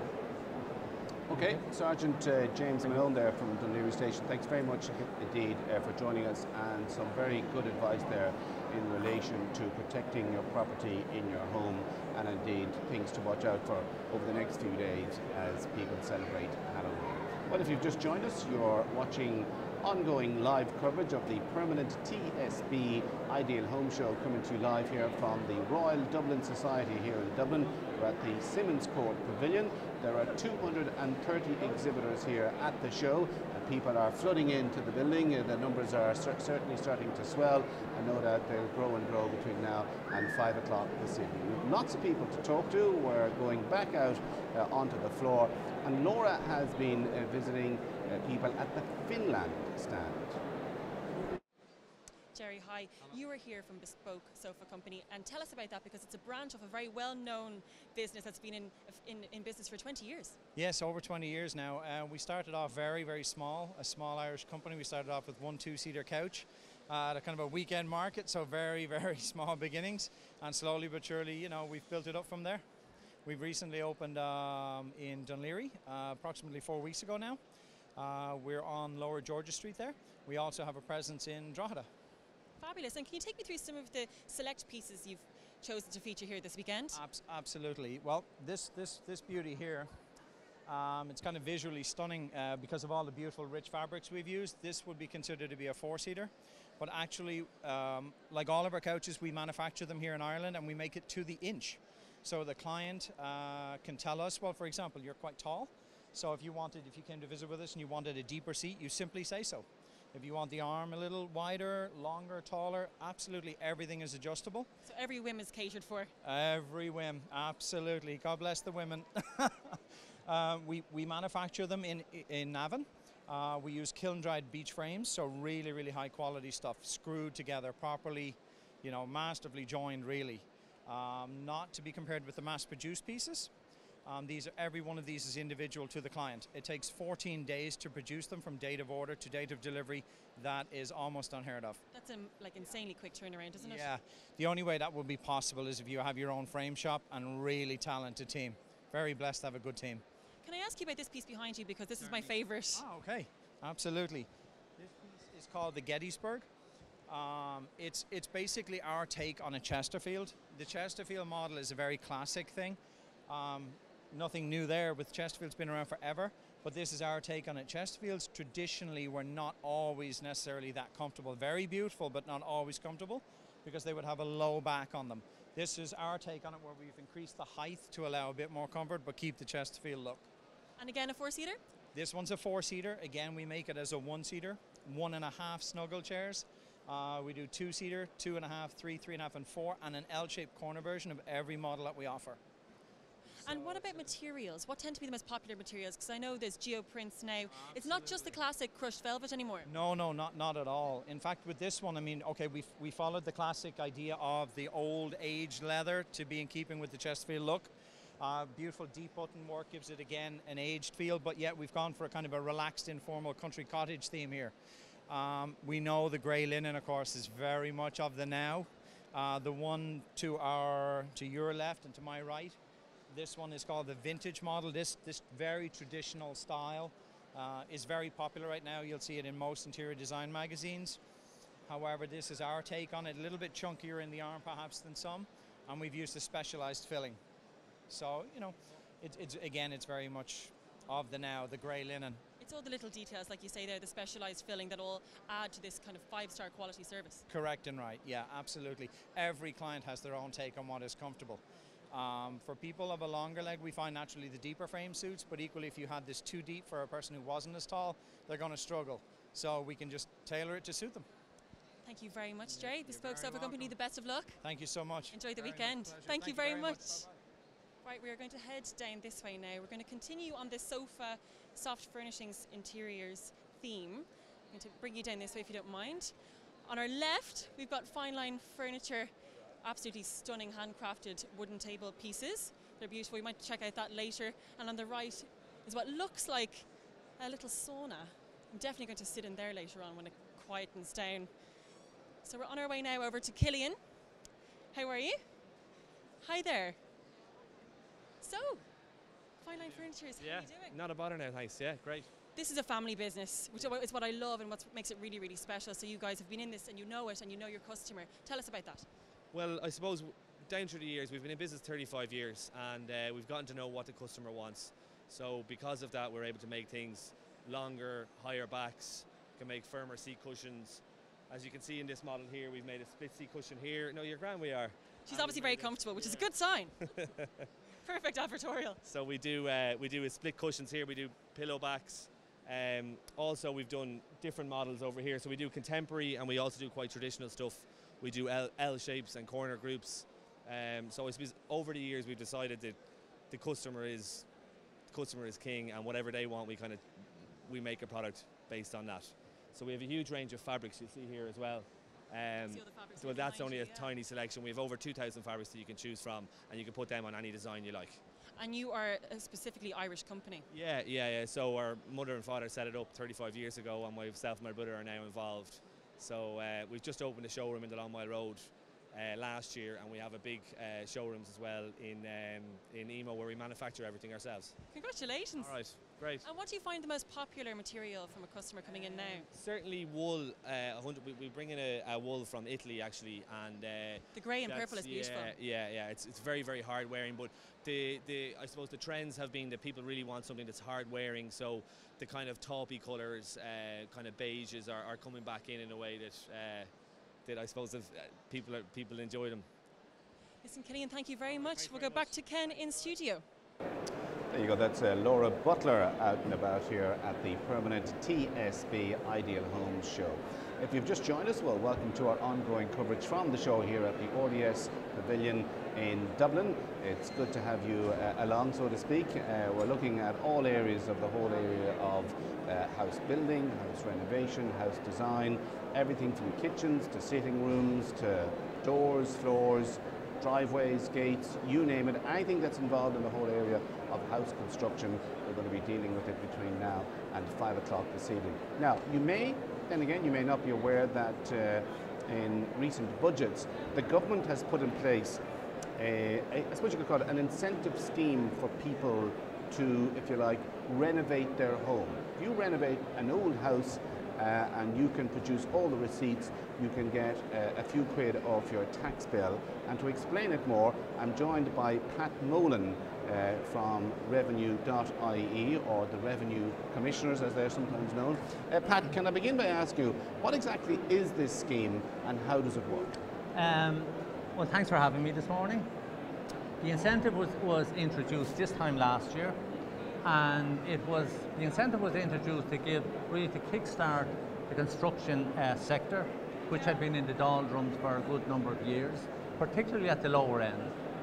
And the incentive really was to get homeowners to invest in renovations and repairs of their main home, the main property. The incentive was that they would get the 13.5% back, which is in fact the VAT. And the conditions really are that they have to engage with tax compliant contractors. So I suppose the principles behind the incentive were to kickstart the construction sector, to reward the homeowner for investing by giving him the incentive, and then also to address elements of the shadow economy by rewarding the tax compliant contractors who can engage in these repairs and renovations. So a number of issues, but it has been hugely successful in the last 12 months. Came in the 25th of October last year and will run until the 31st of December 2015. And the types of repairs and renovations really practically include everything that you could think of, from windows, doors, patios, pavements, conversions, extensions. If the VAT rate is 13.5% and it's on your main home, it will qualify by and large for the incentive. Okay, so just supposing I do renovation work on my own home and I get the plasterers in and I get the electricians in and I get the carpenters in and I get all the various people in that I need to, if you like, modernize my home. What's the process after that? Okay, I suppose there are a couple of little qualifications. The first qualification is that there is a minimum spend, and the minimum spend is €5,000. So once you hit the €5,000 mark, either for one piece of work or a number of pieces of work. So when you mention about the plasterers, the electricians, the plumbers, you can have multiple contractors, and if the sum of all the bills come to 5,000, you're entitled to the 13.5%. What happens is that when you engage with your contractor, the contractor will enter details of the works that he's about to carry out on the electronic HRI system. There is no paper involved, it's totally electronic. Once the works are entered, that in itself is proof that the contractor is tax compliant, because in the background our system is checking that he is tax compliant. If he's not tax compliant, he won't be allowed in. So when the homeowner can see that the works are actually on the system, that's proof that the contractor is tax compliant. So any payments then that the homeowner makes to the contractor will also be entered online. So the homeowner then can check as the job is progressing that all the payments that have been handed over are actually entered on the system. So the homeowner can go in separately and look to see that everything is in order. When the work is completed then, the following January, the homeowner can go online and apply for the tax credit. And the tax credit then will be split over 2 years in equal proportions. Of the tax credit is 13.5% of the total value of the works carried out. There is an upper limit of 30,000, but in most cases that upper limit is not hit. Okay, you mentioned there the contractor, and of course what you want to know is he, she or they genuine and not a cowboy? Are they complying with the law? But if somebody goes down and spends an absolute fortune in Woodies or the local DIY hardware shop, is that all fed into the system as well? No, unless you're getting a renovation works, maybe a kitchen installed by a business, regardless of what that business is. But if you go and buy the goods yourself, you're going to be paying 23% VAT. And if it's 23%, it won't qualify for the incentive. So it's in the homeowner's best interest that all the goods and services are done through the contractor to avail of the 13.5%. Okay, so it's only, if you like, work done through the contractor, but not work done by yourself, as I say, running off to the local hardware shop and buying, you know, everything from screws to lats of wood to tables and chairs. It has to be what's on the contractor's invoice. Absolutely, correct. Right. Correct. Now, what about a scenario whereby you could have aging parents and a son or a daughter decides to pay the bill to renovate their mum and dad's house? Who is liable there to make the claim? Well, one of the principles behind the incentive is that it has to be on your own home and you have to pay for it yourself. So unfortunately, if a son or daughter pays for renovation of maybe an aging parent's home, that does not qualify for the incentive. It has to be on your own main home. Right, your own primary residence. Correct, correct. What happens, you say it's all online, but what happens in a scenario whereby I ask a builder to knock a wall and put in dry lining and the bill comes to £5,000 and I apply online? Will you seek proof of the actual physical invoice? No, we'll take it on trust. Right, so in theory, somebody could apply online and say a job costs €10,000 when in fact it might only have cost €5,000. Possibility, but both parties would have to be colluding in it, and as always, revenue will always reserve the right to check on something if we have any suspicions that there's something going on. So there's always a risk that if somebody colludes to defraud revenue, that you will be caught. But we've always operated on this on a basis of trust, and that's the way we continue to operate, with reserving the right that we can check, and we do check periodically as well. This scheme was announced, I think, in the budget, was it 2 years ago? Last year. Was it last year? Yeah. You know, in terms of awareness, it's not exactly in your face every day. It's not coming at you on the television or in the newspapers. So in terms of the take-up, how popular has it proven to be? Extremely popular now. We've had stands at all of the major exhibitions like the Ideal Homes, and we are kept busy all of the time by people coming up and asking questions. So there is a general awareness out there of the incentive, but obviously it only comes to the fore when it comes to the time of actually carrying out the works. Right.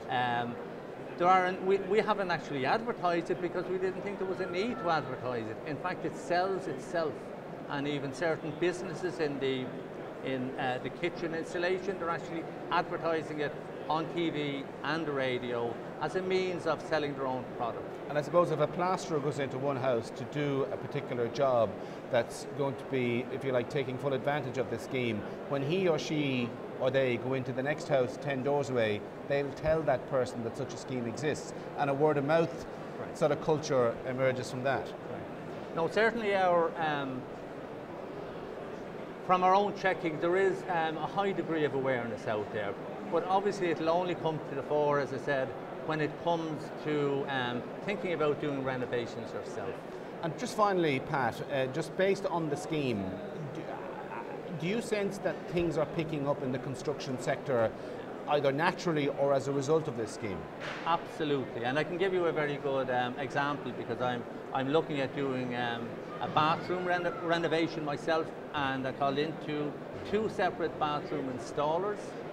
I didn't mention who I was or anything about the incentive, and they said the earliest we could fit you in is early next year. He said we're full up, our installers are fully booked up to Christmas. And I said, why is that? And he said it's both installers said the same thing, it was because of the incentive. So it's working? Absolutely. Can I mention just one thing before we finish that? In the budget this year, the home renovation extension or incentive has been extended to include landlords and rental properties. So that will again expand the scheme and help to stimulate renovations in the rental sector as well. And of course, if anybody is here at the Ideal Home Show, you have a stand over there in the corner, and you'll give all the advice that people want. And if they want to get advice online, the address is? www.revenue.ie. And it's all there? It's all there. Okay, that's Pat Molan there from the Revenue Commissioners talking about that incentive scheme that's in place to assist people renovate their homes, make them energy efficient and so on. And there's also a chance of getting a few quid back as well in terms of tax credit. So a scheme that's certainly working and proving popular, not only for the home owner, but indeed for people in the construction sector. So it's a sort of a win-win-win for everybody involved. And of course, if you do get your home or your kitchen or your sitting room renovated, you can also save money in terms of the amount of heating oil, for example, you would burn throughout the winter. Now, I suppose to stay on that theme of energy efficiency and so on, our reporter Laura Butler has been out on the floor and she's been talking to people at the Energlaze stand. So Dave, we're here at Energlaze. You guys are different in the sense that you can replace the glass as opposed to the entire window. Yes, yeah. I suppose over the years the idea always was that when you wanted more efficiency with your glazing was to actually upgrade the whole frame. What we actually do is we simply change the glass. We'd put more energy efficient glass in, replacing in general PVC windows, and we get a 64% more efficient unit in there when we just change the glass. The beauty of it is it means that you have no redecorating. It's a simple job. In general, a 3-bedroom house, we're finished in one day, and that's it. Doesn't sound as messy either.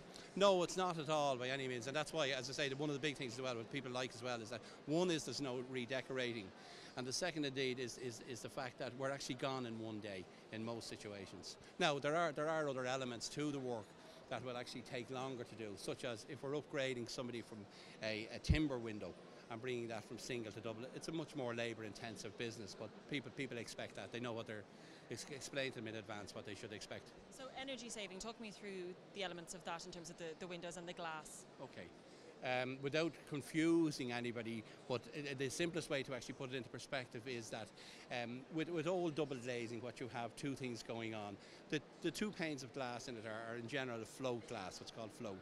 And the float glass was designed to keep out wind and rain. That's simply all it did. With more efficient glass, what happens is that the glass will actually keep the heat inside. Old windows will allow heat out. The old glazing units will allow the heat out and the cold in, whereas the new units, what they will do is the inner pane of glass actually reflects the heat back into the room. The gas, the argon gas within those glazing units, which the old ones did not have, will actually restrict and indeed pretty much stop, but we would say restrict the cold coming in, to a point where as you have your hand near old inefficient double glazing units, you will actually feel the cold coming through, whereas with the new one the gas actually restricts that coming in. So they are energy saving. What about cost saving? What's the general price point? In terms of from if we were to take what is the majority of our business, which is changing double glazing in PVC windows, to compare that to actually changing your windows, we're looking at a cost of around about 50% of the cost of that. Fairly significant. It is, yeah. But I mean, there's other benefits as well, obviously, in terms of the fact that you're actually going to cut down on your fuel costs, and it's probably a dangerous area to talk about exactly. But I suppose really, if we were to take a figure of an average home of about 300, but there's other elements you've got to take into account, and that is your home is actually going to be much more comfortable. In terms of where with the old double glazing, typically what the problem that people have is where rooms will go cold in about 40 minutes after they have turned off their heating, and that heat is actually being lost through the glazing. Lost my train there for a second. It's okay. No, it's lost through we're live actually, but that's all right. I just want to quickly look at this, right? Because yes. I just spotted this solar control glass. Okay. So just very quickly talk me through this, because obviously everyone is so concerned. Solar is something that everybody seems to want in their homes, right, isn't it? So how practical is this, and how much do you save? Okay, solar control is designed really for your conservatory, for a conservatory roof.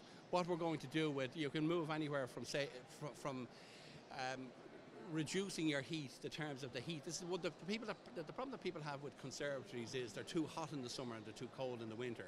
By a combination of different double glazing units, what you can do is you can actually reduce that heat coming in, and in terms of the solar gain, while at the same time the inner pane will actually act much more efficiently in terms of actually stopping the heat going out in the winter time.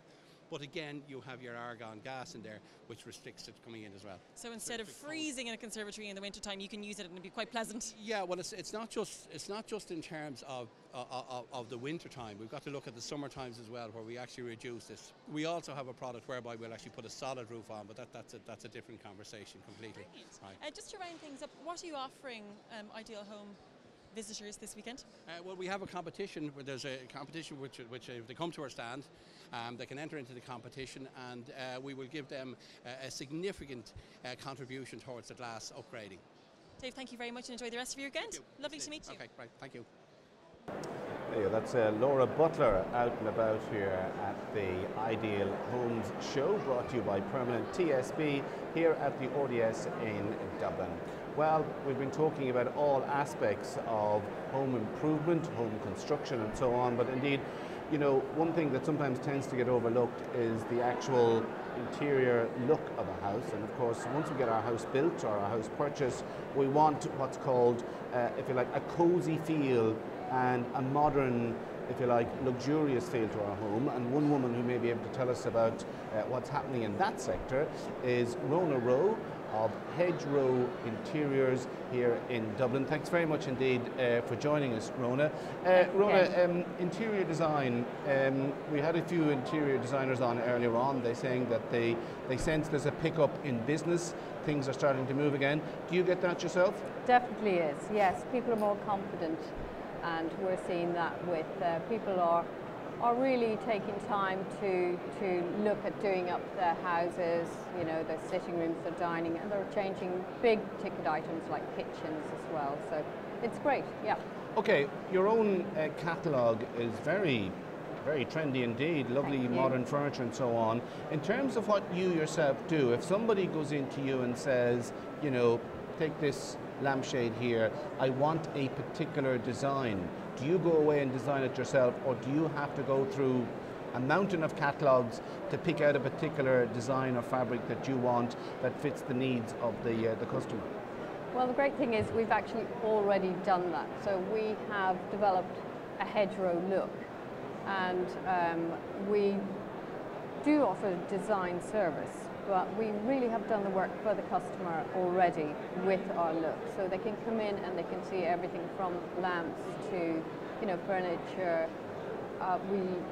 We have a certain colour palette that we work with, which is a lot of the lovely stone colours, the colour trend historic range, the Farrow and Ball, and we work on wood textures, you know, antique or maybe sometimes a little bit of lime wash, and we'll mix that with a deep paint colour. So it works with most people's furnishings at the moment and looks really well with antiques. You can mix the look up. And do you find yourself that like more and more people now are going to people like you to give their interior a distinct look rather than popping down to Dunn stores or wherever and sort of taking what's available on the shelves? Well, we make it very easy for our customer. It's not easy to know how an interior is going to end up looking if you have to go in and order your sofa and pick a selective fabric and then wait for 2 months or 3 months for that, and in the meantime go and select other, you know, big pieces for your room, and at the end of the day it all comes together. It may not end up exactly as you had visualized it when you were picking the first item, the sofa. So we have everything there, and you can see it. We also keep stock, so there isn't that time lag. You can literally go back with everything that evening. Now, just from looking at your catalogue, it strikes me that what you offer is very upmarket and is targeting, if you like, you know, an upper middle class market, if you like.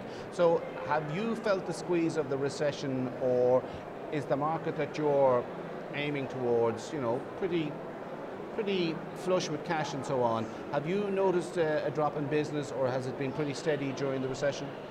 Well, firstly, I'm delighted that you think our product looks very upmarket and is lovely, because I found that when I, as an interior designer, would go to look for pieces for my clients or myself, found that you know, it was a little bit intimidating, and it was expensive to go and buy lovely pieces of furniture. And I said, well, really, why does it need to be, you know, so expensive, basically? So I went and I started sourcing the manufacturers myself, and I, you know, I have fabric manufactured if I'm looking for the right particular type of fabric. I'll have furniture to my own designs made, and I'm conscious of the size of people's apartments, or if they've larger space, I'm thinking about that, and colours. And cutting out the middleman means that we can actually keep our prices very tight. And I find that very appealing, and our customers do too. Now, talk me through your catalogue, because as I can see, you're selling everything from tables, chairs to bedside lamps and Shades. so on. Talk us through the range of what you offer. Okay, well, we start with the very building block of a room. I think a room you start from the floor up. So I have great big area rugs, and they're made out of jute, which is a lovely soft feeling under your feet. But they're big, huge area rugs. I was sourcing these for jobs, and I was paying maybe 2,000 plus for them. So I now have them manufactured for myself, and we sell them for 750, and that's a huge saving. So we put that down first. It fills a room. I have two basic colours, a lovely, deep brown and a lovely grey, silvery grey. So you can have your sofa sitting on that, your coffee table, and we build it up from that. We supply then a range of sofas, chairs, coffee tables, dining tables, chairs, and then I'll have lampshades manufactured, and they'll fit in. It's very hard to find a lampshade or a lamp that will work with the scheme. So to overcome that, I choose the linen myself. I'll have it pleated up and maided, or more unusual fabrics, and they'll all work with ours or anyone else's schemes. What items are proving popular? I think our rugs have always been really, really popular. Our big area rugs, our lampshades have always been really popular as well. We have a range of rattan, and not many people do a very good rattan range. There's lots of storage in rattan as well, and they're great. They're a great balance to a lot of wood in a room, or a lot of a big sofa and soft furnishings. You need some other balance, and it's a different material. So that's worked. Do you sense that there is a greater desire, I think is probably the appropriate word, for people to have their interior looking different to the house next door, even though the exteriors look the same because they're on the same estate? I think it's very important that people have their own personality within their home. I mean, it's what makes you feel comfortable. You want to open that door and just feel, I've got it right. I love coming home. And yes, it is, but still it's great to have the building blocks, the groundwork done, and then your art is not going to be the same to your neighbours. You've got a different taste. You're going to have a different choice of maybe primary colours on your walls or your cushions, and you're going to have your own eclectic taste. But the building blocks, it's great to have help with that area. When somebody pops into your business and says, I like that particular lampshade and I like that particular table, do you in turn get asked to visit people's homes to see if what they're purchasing fits in with the interior and the colours and so on? Or is it a case of people just go and they buy because they themselves know what fits in? Yeah, we get both. We do offer a design service, so it's €250 if somebody comes out to your house and they spend time and put a scheme together. Or you can come into our house, and really we feel we've made it accessible and easy. We've done the work. We have room settings. It shows all the items and the scale in situ. So you should be able to be your own designer as well, but we're there to give a helping hand. How important is an event like this for you to showcase what you're offering, if you like, to a wider market? It's very important. It's very important to build your name and make people aware that you are there. Sometimes people don't feel there is enough choice in Ireland. I mean, it's great now that you can get onto the internet and you can get onto sites like made.com and Hoos, and you can order products, but it's good to know that there is a company that is just down the road, and you don't have to wait for months and months for your products. They're there. Yeah, but what I'm trying to get at here is, because you're based in Carrickmines, people in the Carrickmines, Cabinteely, Foxrock area would be familiar with what you offer. But there would be people here today from all over the country and wouldn't be aware of what you sell and what you offer. So what I'm trying to explore here is how important is it for you that a market beyond South Dublin can see what you have to offer? Well, it's important. I mean, it is always about building awareness, and being here helps us to meet people, new people who we wouldn't ordinarily meet. Again, we're a new store. We've only opened up in this location in Carrickmines, so it takes time for people to understand where you are. Everything is on the internet now, as well as us. So yes, it's good to be here. It's great to meet people as well. Yeah, the sector you're in, and indeed all sectors in the home improvement area have suffered during the recession. Did you find it tough to stay afloat during the recession, or was it because of where you were based and a nice, you know, a lot of nice middle class people, high earners in your area? Was your business ticking along steadily, or was the recession like having its impact on you as well? I don't know anybody who wasn't affected in some way by the recession, and it's good to see that things seem to be changing now. But we've always kept our overheads, you know, low, and run a very tight ship. That's the way we run our company. And again, as I say, I go directly to manufacturers and I work with them, and that keeps our prices down. So we've always been very competitive. Yep. Is it difficult, do you mind me asking, for people like you to make a distinctive mark when the likes of the Dunn stores of this world are sort of putting in more luxurious items for, you know, home interiors in their stores, and because they're buying in bulk, they can sell, you know, with very, very low margins of profit for them, but you have to, you know, maybe sell a little bit, you know, a little bit higher margins to make it worth your while because you have a smaller operation? Well, I always think it's harder to turn a big ship around. You know, we can be very agile, and I work very hard at trying to understand what trends are coming down the road and making sure that I'm ahead of the game, and that we have the latest styles in fabrics, in accessories, and we don't change our core range a huge amount. I mean, they are really good, solid, unique designs by me, and they're great building blocks. So no, I'm not too worried. They do their thing, we do our thing. Well, on that point that you mentioned there about trends, I mean, do you have to constantly keep an eye on what's happening in Britain, America, on the various TV shows and so on, and see what the public are going for? I do. I mean, there's a few really big trends coming down the road. One is the late David Hicks, who's a great English designer, and he had fabulous designs, very strong geometric designs, and in the late 60s, 70s, early 80s, they were all there in London and around the world, but the colours were very orange, brown, with sort of plummy tones.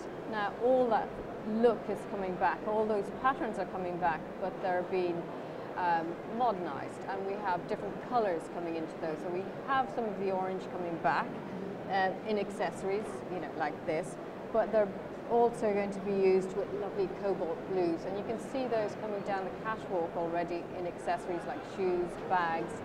That's all going to be in about, you know, a year, 2 years, but they're here to stay. And then of course we have the other big trends like open plan living, the IoT, the Internet of Things, how all our devices will connect with our appliances, and that's all coming down the road and here to stay. Just one final question, Rona. If people want to get in touch with you, I presume you're on the internet? We are.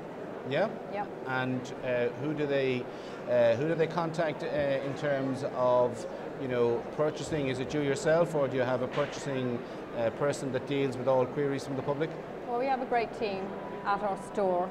So, ideally we'd love to see people come into our store and we can talk to them, and there's no better way to find out how to help somebody than actually standing in front of them and talking to them. So come to our store, but you can see our products online, and we do have a catalogue as well.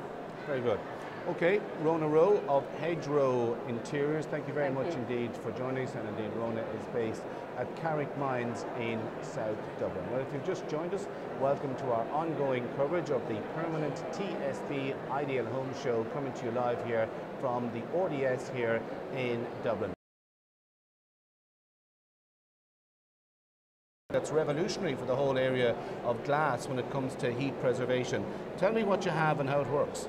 Well, our business basically is replacement of glass. Traditionally, when people wanted to upgrade in terms of the insulation on the window area, they would have replaced the whole window. What we do is we actually replace the glazing units. And one area in particular is on the old sash windows, where people have been looking for a solution for many, many years. We now have a solution for that. And it's a double glazed unit. It's the slimmest double glazing in the world. It's only 6.4 millimeters wide, but we actually get down to a U value of 1.1. Now, people with the single glazing in their existing sash windows will have a U value of 5.8 on that currently, and obviously a lot of cold there. So what this product will do, it actually reflects the heat back into the room, but it also will restrict the cold coming in. Well, now, particularly in old farmhouses around the country, as I know myself, we had the old sliding windows where the top half sort of slided down, and there was always a little gap where heat escaped and drafts got in and so on. Yes. So, I mean, if the wood has a gap, is that really going to save you? Traditionally, what we will do is that one of the things that, again, what you spoke about, alluded to other areas of the house, but certainly in terms of glass, heat goes through glass 8 times quicker than it would go through any other, through an equivalent area of wall, for instance. So therefore, the actual area of the glass, traditionally, those sash windows are about 1 meter wide by 2 meters high, and in some of them, as you mentioned, the older houses, especially country houses, they may have 2 or 3 of those windows in a room. So there's a huge loss there. You speak about with regard to draft, but those units, those sashes are actually taken out for us to put the new, take out the old glass, the old putty, put in the new glass. So while we have those down, we do draft proof them. So before I move on to Fergus, what's in this glass that's not in your average pane of glass? Well, the first thing with it is the size of it. That's the first thing. In terms of your normal old, what we would refer to as the older double glazing, which is anything from about 8 years back, 7, 8 years back, they were made up of what was called float glass. Float glass allowed heat out and allowed cold in. Traditionally, the larger double glazed units now, what they will do is, as a barrier, they will actually reflect the heat back into the room. They have an argon gas, which restricts the cold coming in. And with this normal traditional double glazing, we don't actually take out the frames. We will just take out the glass. It's totally innovative in terms of the marketplace out there. And going back to this here, you actually get all those products, all those elements in this 6.4 millimeter unit that you get in the larger double glazing units. All right, so this is a whole new concept in terms of heat preservation. It is, yeah. Well, the product has been in Japan for about 10 years. It has come to this side of the world in about the last 2 years. It's through Pilkington Glass in the UK, but it's here. We've taken on board for about the last 12 months, and we are driving it forward now at this point. Very good. Fergus Flanagan, I'm going to turn to you. You're an architect. I suppose the obvious question is, have you noticed an upturn in business? Yeah, we certainly have. We started to see it begin to turn. It was not this January, the January before. It was slowly beginning to turn around, but we're seeing some real momentum at the moment. You know, there's still value in the market out there in terms of builders' prices, albeit house prices are rising astronomically at the moment in Dublin. You know, so there's still good value out there, and people need to move on. They've been holding off for 7 years. People's lives go on. They have more children, or they want to downsize, they want to upsize. So people's lives have gone on, even though the recession has kicked in and has knocked the market to touch, you know. Well, just based on what you say there, is what you're saying, you know, a scenario where people had money, they were, for the want of a better description, saving it under the bed and waiting till things picked up, and they sense that now is the time? Or is it just that because there's been a recession for 5 years, it's just simply that the next generation of home buyers are coming into the marketplace, and that's what's driving the upturn in the economy? It's actually an interesting point. It's actually twofold. We actually seen a new layer of professionals coming through who are highly qualified, mainly from the computer industry actually, and they're being very, very well paid. They haven't got any legacy debt, and they're in a great position now to buy at a low price and do something with it. But we are also seeing some sort of fatigue as well, and some sort of, with the recession, and we're also seeing people are growing in confidence. Everywhere around we're seeing signs of growth within the economy, and it's certainly, we can see it on our stand here today. The numbers of people are certainly up. Of course, the big argument is that this so-called improvement in the economy is a Dublin phenomenon, but that provincial towns in Galway or Tipperary or Donegal or Cavan, they're not experiencing the same level of activity. Do you sense it's just a Dublin thing, not a provincial thing, simply because, in London, for example, when things are bad in Manchester, Leeds and Bristol, everyone flocks to London because that's where the jobs are. The same is happening here. Is that what you're finding? It is. We got an architect's practice in Dublin and Wexford, so we primarily cover the whole east coast of Ireland. And it is, at the moment, it's still very much concentrated within the Dublin and the periphery. However, that's a historical thing. Historically, Dublin always came back first, and about a year to 2 years later, it started to spread out from there. So we'd expect to see it in about another year's time, starting to spread out from Dublin. And even in the architecture business or the profession, a lot of architects found themselves out of work because of the, if you like, the stalling in the construction sector. Do you sense a lot of those people are coming back in, or is the new generation of architects people who are just coming out of college and the timing is right? It's an interesting point, because at one stage it was 1 in every 2 architects were unemployed, and if they could, they left the country. They realised this was a 10-year situation, and a lot of them have gone into Australia, Canada, whatever. So we've lost a lot of our architects, and then people who weren't in a position, who had families and who were settled, were able to pick up the pieces from there. But we haven't seen them returning yet, but we are expecting that to happen. And was there any decline in the number of people entering the, if you like, architectural colleges, simply because the sense was, oh, well, that's not the business to go into anymore because there's no house building going on, there's no office building going on? Was there a decline in the numbers? There certainly was. It's reflected in the points that you need to achieve within your leaving certificate to gain entry into architecture. So that was certainly reflected there. We definitely see that. The difficulty with architecture, though, is it takes 7 years to become an architect. So it was the ideal time to start architecture when you're down in a recession, because 7 years later we're starting to come out of it, and it's the ideal time to be coming out of college at this stage. Dave, if I can go back to you, I mean, the game you're in, it's very much, if you like, a growth area. This whole thing of, heat preservation in the home and dry lining and BERs and so on. Do you sense that, in fact, there's a greater awareness now about the need to, if you like, prevent drafts from getting into houses, to stop heat escaping through walls and so on? Are we as a nation more aware of the benefits of energy preservation? I think certainly we are, from all age brackets. There's definitely a huge awareness of it. Number of reasons. Obviously, in terms of the cost of fuel, and people are looking at the cost of fuel and where it will be in 5 or 10 years' time. So, in fairness, people are taking action now.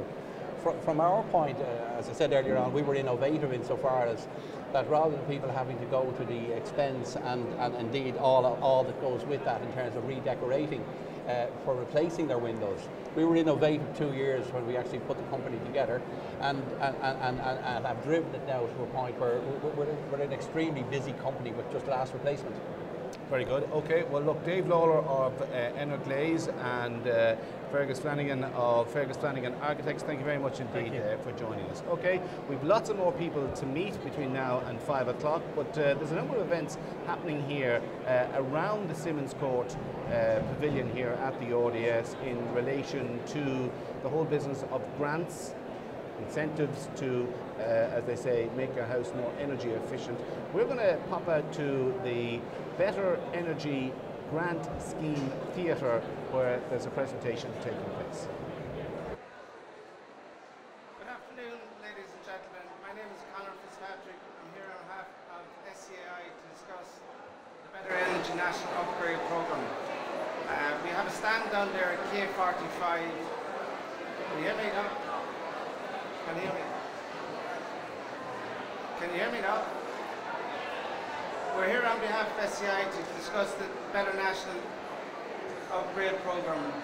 We have a stand down there at K45 with loads of brochures down there which details the grants. We also have brochures down there which shows all sorts of facts on the brochure, so we'd love you to come down and visit us, and we can give you any more of information that you like. So what I'm going to do is I'm going to do a small presentation, and then you can take some questions from me if you want to come up to us or come down to the stand. So the first part of the presentation is going to be about SEAI. It's top tips to save energy in your home, benefits of upgrading your home, grants available, better energy home scheme, and the warmer home scheme, and how you can contact SEAI. I mean, there's two things you're going to get really out of this: is the grants that are available, and there's a free scheme with the warmer home scheme, where you can get, where if you have fuel allowance or qualify for FISC or job seekers allowance, you can get a free scheme which will insulate the attic for you and pump the walls. So that's a very good scheme, so just keep an eye out for that one. So we'll just move on to talk about SEAI. SEAI is the Sustainable Energy Authority of Ireland. The role of SEAI is the National Energy Authority. It provides advice to the government, supports the energy upgrade energy policies, provides grants to improve the energy performance of homes and businesses. So that's really the role of SEAI. It does a lot of other stuff. Again, if you want to come down to the stand there, we can detail more of that for you. Top tips to save energy in your home.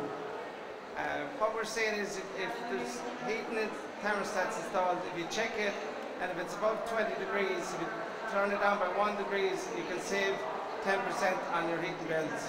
So by just lowering that thermostat by 1 degree, you can save 10% on your heating bills.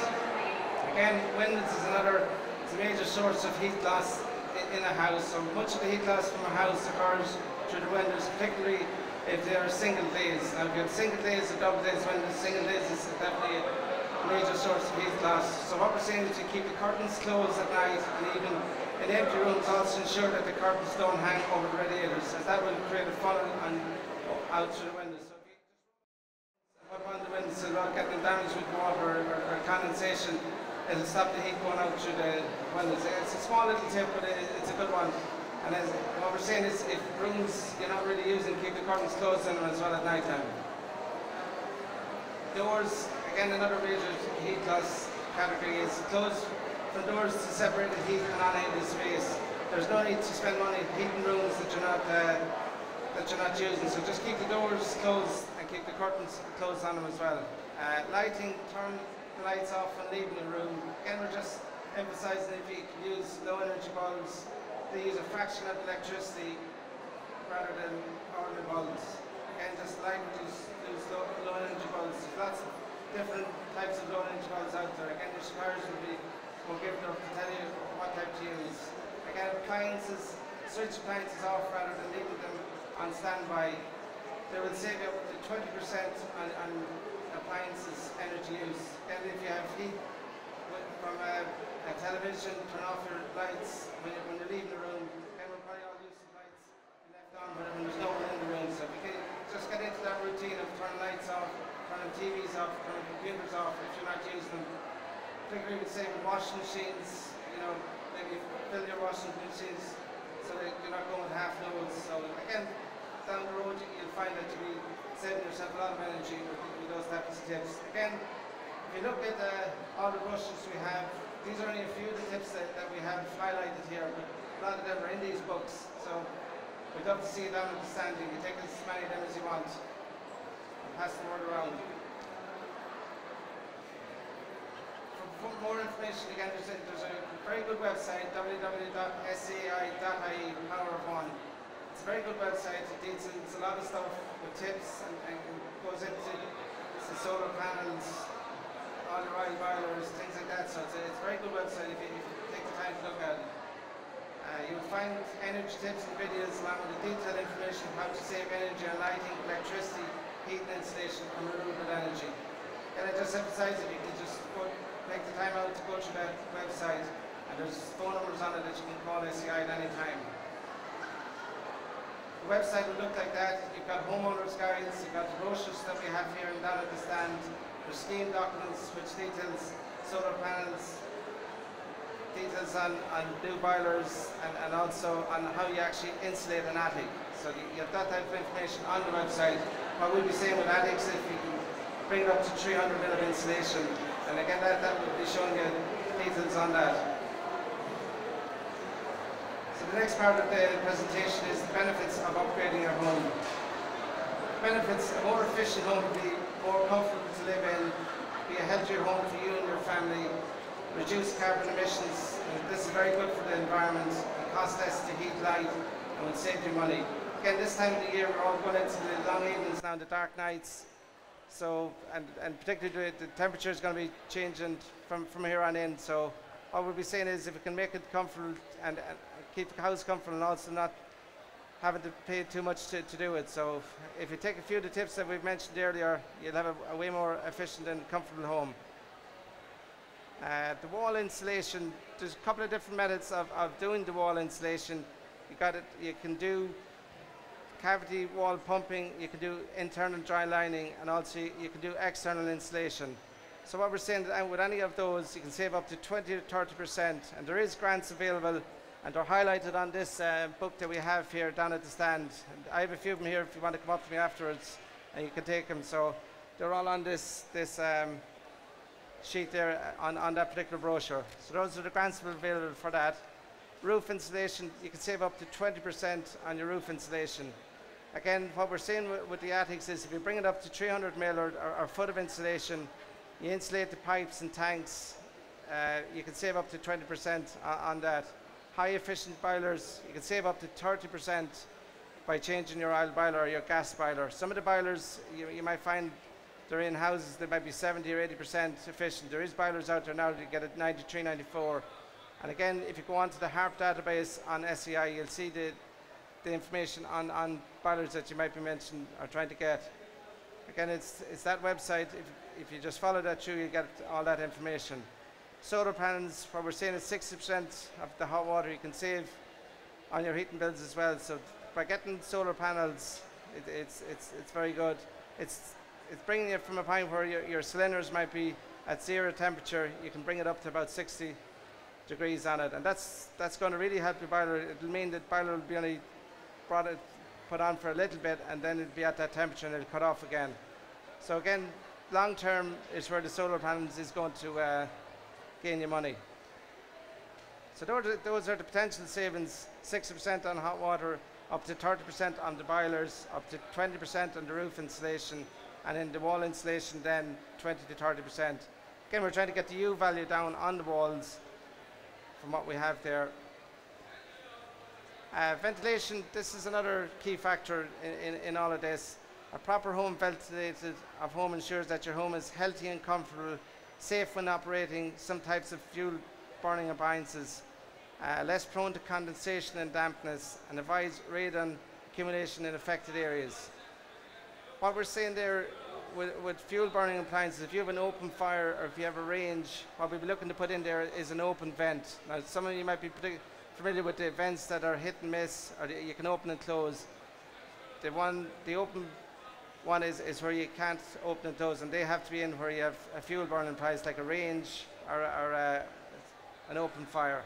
And the types of vents you'll be looking at are the hit and miss, the permanent vents, trickle vents, and window vents. You can see there the hit and miss ones, and the permanent vents are the ones which are open, and you'll find them in where you have an open fire or a range.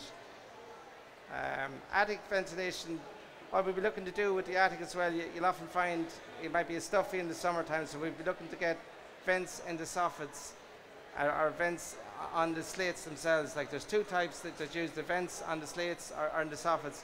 Again, you'll be trying to get a cross ventilation where air comes in at this side and goes out to the other, so you'll be coming in one side, cross ventilation. So that's very important for attics. You might find you'll have condensation in the attic, and if you have a real stuffy attic up there, what will happen is it's an environment where dry rot will fester. Again, in the attic, with the scheme SEI we're promoting, you'll be insulating your pipes and tanks. It's one thing to watch if you do put insulation in your attic, that the pipes, the tanks, all that are fully insulated, because what you'll end up then is other problems. The pipes will be freezing. So rather than just doing it yourself, you do definitely need to have a qualified contractor look at. There's a few other things you'd be doing in an attic. You'd be putting a walkboard down to the tanks, and also you'd be watching if there's any electrical pipes that are covered. Say a lot of houses will have an electric shower. That pipe needs to be exposed to the insulation, have no insulation around it. And also if you have lights, recessed lights, the insulation needs to be pulled back from it because it would be a fire hazard. So things like that, there's a good bit of work that goes on with SEI in an attic, so it's not to be taken for granted. Again, like I said, the vents are soffit vents. You'll see them underneath the soffit, so we're putting in a lot of vents in there, or else you can see some of the ones with slate vents. So that's an important point on that. So the Better Energy Home Schemes is one of the things I just mentioned earlier. This is what grants are available. So when we're looking at with roof insulation, there's 300 mil of insulation you're putting in an attic. There's a grant available for €200 on that. The cavity wall, which is the pumped insulation, there's grants available for $250.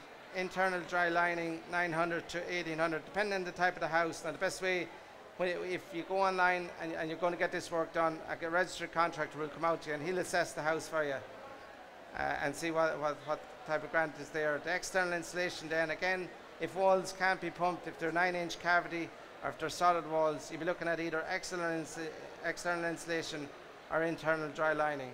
So those are the type of wall insulation, and again it's all down to getting the U value down and making the house way more comfortable than it is. Some of the existing houses could be built in 2000 might have a small bit of insulation in there, so what you'd be looking at it, if there's a gap of 50 mil, 40 to 50 mil, you'd be looking at pumping those, that remaining space, and that's what that grant is about, the 250. Otherwise it's internal or external insulation. The heating controls then is if you're going to change your oil boiler and upgrade the controls, there's a grant available for $560 on that. Heating controls upgrade only for €400, and then the solar panels, you'd have a grant available for €800. So those are the grants for the heating controls. And when you do all of that work, or do a part of it, you'll be required to get a BER assessor to come out and assess the house. So there is a grant available for €50 for that type of work. So they're the grants available. You just want to look at them, and again they're all in that brochure that I had there, that green little brochure, so you can get that down at the stand, and we'd hope to see you down there. I'll go back on that in a little bit and just go on to the next one. How to apply. Literally it takes 5 minutes to get approval. The most important thing is get approval before you do any of the work. We've had some people come to the stand and they haven't got approval, so it's very difficult afterwards to get approval. So first thing you do is apply online, get approval. Literally takes 5 minutes, or you can contact SEI at 1-850-927-00. You get an application packed, and you can do that manually or do it online. It's very easy. There's 7 easy steps what we're saying to do it. You decide on the work to be done. So if you're doing the walls, the attic, or the oil boiler, you just decide on that work, pick an SEI registered contractor, apply for SEI grant, and get approval. Again, that approval is the key before you do any of the work. And when you get the work done, you get a BER assessor. Again, BER assessors can be got from a list which is online with SEI. So you just get an assessor that might be local to you or whatever, and get that work done. So you fill out a certain section of the forms. The contractor has a section to fill out. The BER assessor has a section to fill out. When you have all that done, you just send the paperwork back to SEI, and they will put the money for the grants into your account. So you have to pay the contractor separately. So all that money for the grants will go directly into your account. So the grants payments will be subject to terms and conditions of the following schemes. So the grants are available to houses built before 2006. So any houses after 2006 is not ready. You can't get it for this type of grants. So it's all before 2006. Grants approval must be done in place before work commences. Grants work must be completed to SEI standards. Grant work must be done by SEI registered contractors, and grant works including a BER must be published and paperwork submitted to SEI within 6 months of the grant offer. So again, you've got 6 months to do that from the time you apply to do the work. So 6 months should be quite adequate to do any of the work that we've mentioned. So again, they're the key points. 2006 grant approval, grant works was completed to SEI standards, grant works was done by SEI registered contractors, and grant work including a BR must be completed and paperwork submitted to SEI within 6 months. So if you have any queries whatsoever on that, all you'd have to do is call SEI. If you run into difficulty for some reason, just give them a call and update them on it. So just go back onto the grants then, just give you another flick at that. It's roof insulation, €200, cavities, €250, internal dry lining, like you see, €900 to €1,800, and external insulation, €1,800 to €3,600. High efficiency boilers, including the controls, will be €560, €400 for the controls, and solar panels, €800. So those are the grants that are available. And again, loads of brochures down at the stand at K45. Hopefully you'll come down to meet us. So that's one of the schemes that SEI are promoting at the moment. The other one then is the Warmer Home Scheme, and this is available to people which meet a certain criteria. Again, that's on that brochure that I showed you. The Better Energy Warmer Home Scheme funds upgrades in energy poor homes built before 2006. Again, 2006 is the key house here, or the key date, to make them more comfortable, healthier and cheaper to run. The upgrades are free to eligible homes, which include the following. So what you get on this scheme is attic insulation, cavity wall insulation, draft proofing, lagging jackets, low energy bulbs, and energy advice. Again, what they'll do is that the attic insulation, which again, there's loads of work that goes on in the attic between the pipes, the tanks, a walkboard, but it vents in the roof, and they'll make sure none of the cables are covered for insulation. Again, once you're using one of the SEI contractors, all of that comes on board. Cavity wall insulation, again, this is for houses that can be pumped in insulation. The scheme doesn't cover external insulation or internal dry lining. So there's walls where you have a cavity, maybe a 100mm cavity in there, or you could have 50mm or 40mm. The remainder of that cavity will be pumped with insulation. Again, this is a 100% free scheme to anybody who meet the following criteria. The scheme is available to homes which meet the following: owner-occupied non-local authority homes. So you have to be an owner-occupied non-local authority home constructed before 2006. The owner is in receipt of one of the following. So the fuel allowance, job seekers allowance for 6 months with children under 7, and family income support. So that's just one of those criteria. You might know someone that's salary or whatever that might be on that scheme. Fuel allowance, job seekers allowance for 6 months with children under 7, and family income support. We'd appreciate if you could pass on that information. Again, that's on that little green brochure that we have here, and all that information is online. How do you apply for the Better Energy Home Schemes? If you're eligible or know someone who could be eligible, contact the help desk at 1-800-250-204. Or once you apply, you'll be put on a waiting list for up to 9 months. Now that waiting list, that's what we're saying at the moment, it takes that. So the quicker you get on that list, the shorter the length of time will be. And a survey will be carried out. So SEI will send out a surveyor to your house. They'll check the attic, they'll check the walls, do an assessment of the ventilation also in the house between the roof, and every room in the house will end up with a vent of some sort of it. If there's bedrooms that don't have vents in, or you'll get a hit and miss vents. If you have a range or a cooker in a kitchen, you'll end up with an open vent there. So SEI surveyor will check out that, and that's part of the scheme as well, the vents, the attic, the walls, and all the insulation work. So again, that's 100% free at the moment, so if you could pass that word on. So energy suppliers then, all the energy suppliers at the moment will have their own websites, so they will give you probably a lot more information as well that you might be looking for. Your energy, electricity and heating can also provide additional information and service to help you reduce your energy consumption. So again, they will have their own websites, and you can get some of this information as well from them. So hopefully you look at that as well and pass on the word. Okay, that comes to, it's the end of it. It's a brief presentation, so hopefully it was informative, and thanks very much for your time. Okay, hopefully we see you at the stand. Okay. There you go, just some of the sights and sounds here from the Permanent TSB Ideal Home Show here at the RDS in Dublin. We have lots of more people to meet between now and 5 o'clock this evening. People involved in home construction, architecture, design, and talking to people who fit kitchens, sitting rooms, driveways, gates, everything to do with the whole business of developing a modern new home. Okay, we're going to go back out onto the floor and let's take a look at what's going on at the Natural Stone Carpets stand. So if you're looking for a different kind of tile that is low maintenance and hard wearing, absolutely talk to Chris of Natural Stone Carpets. Hi Chris, how are you? How are you doing? Good, thanks. Good. So tell us a little bit about what you do. You've been in business 25 years, so this is a product that's very knows what it's doing, absolutely. Indeed, yeah.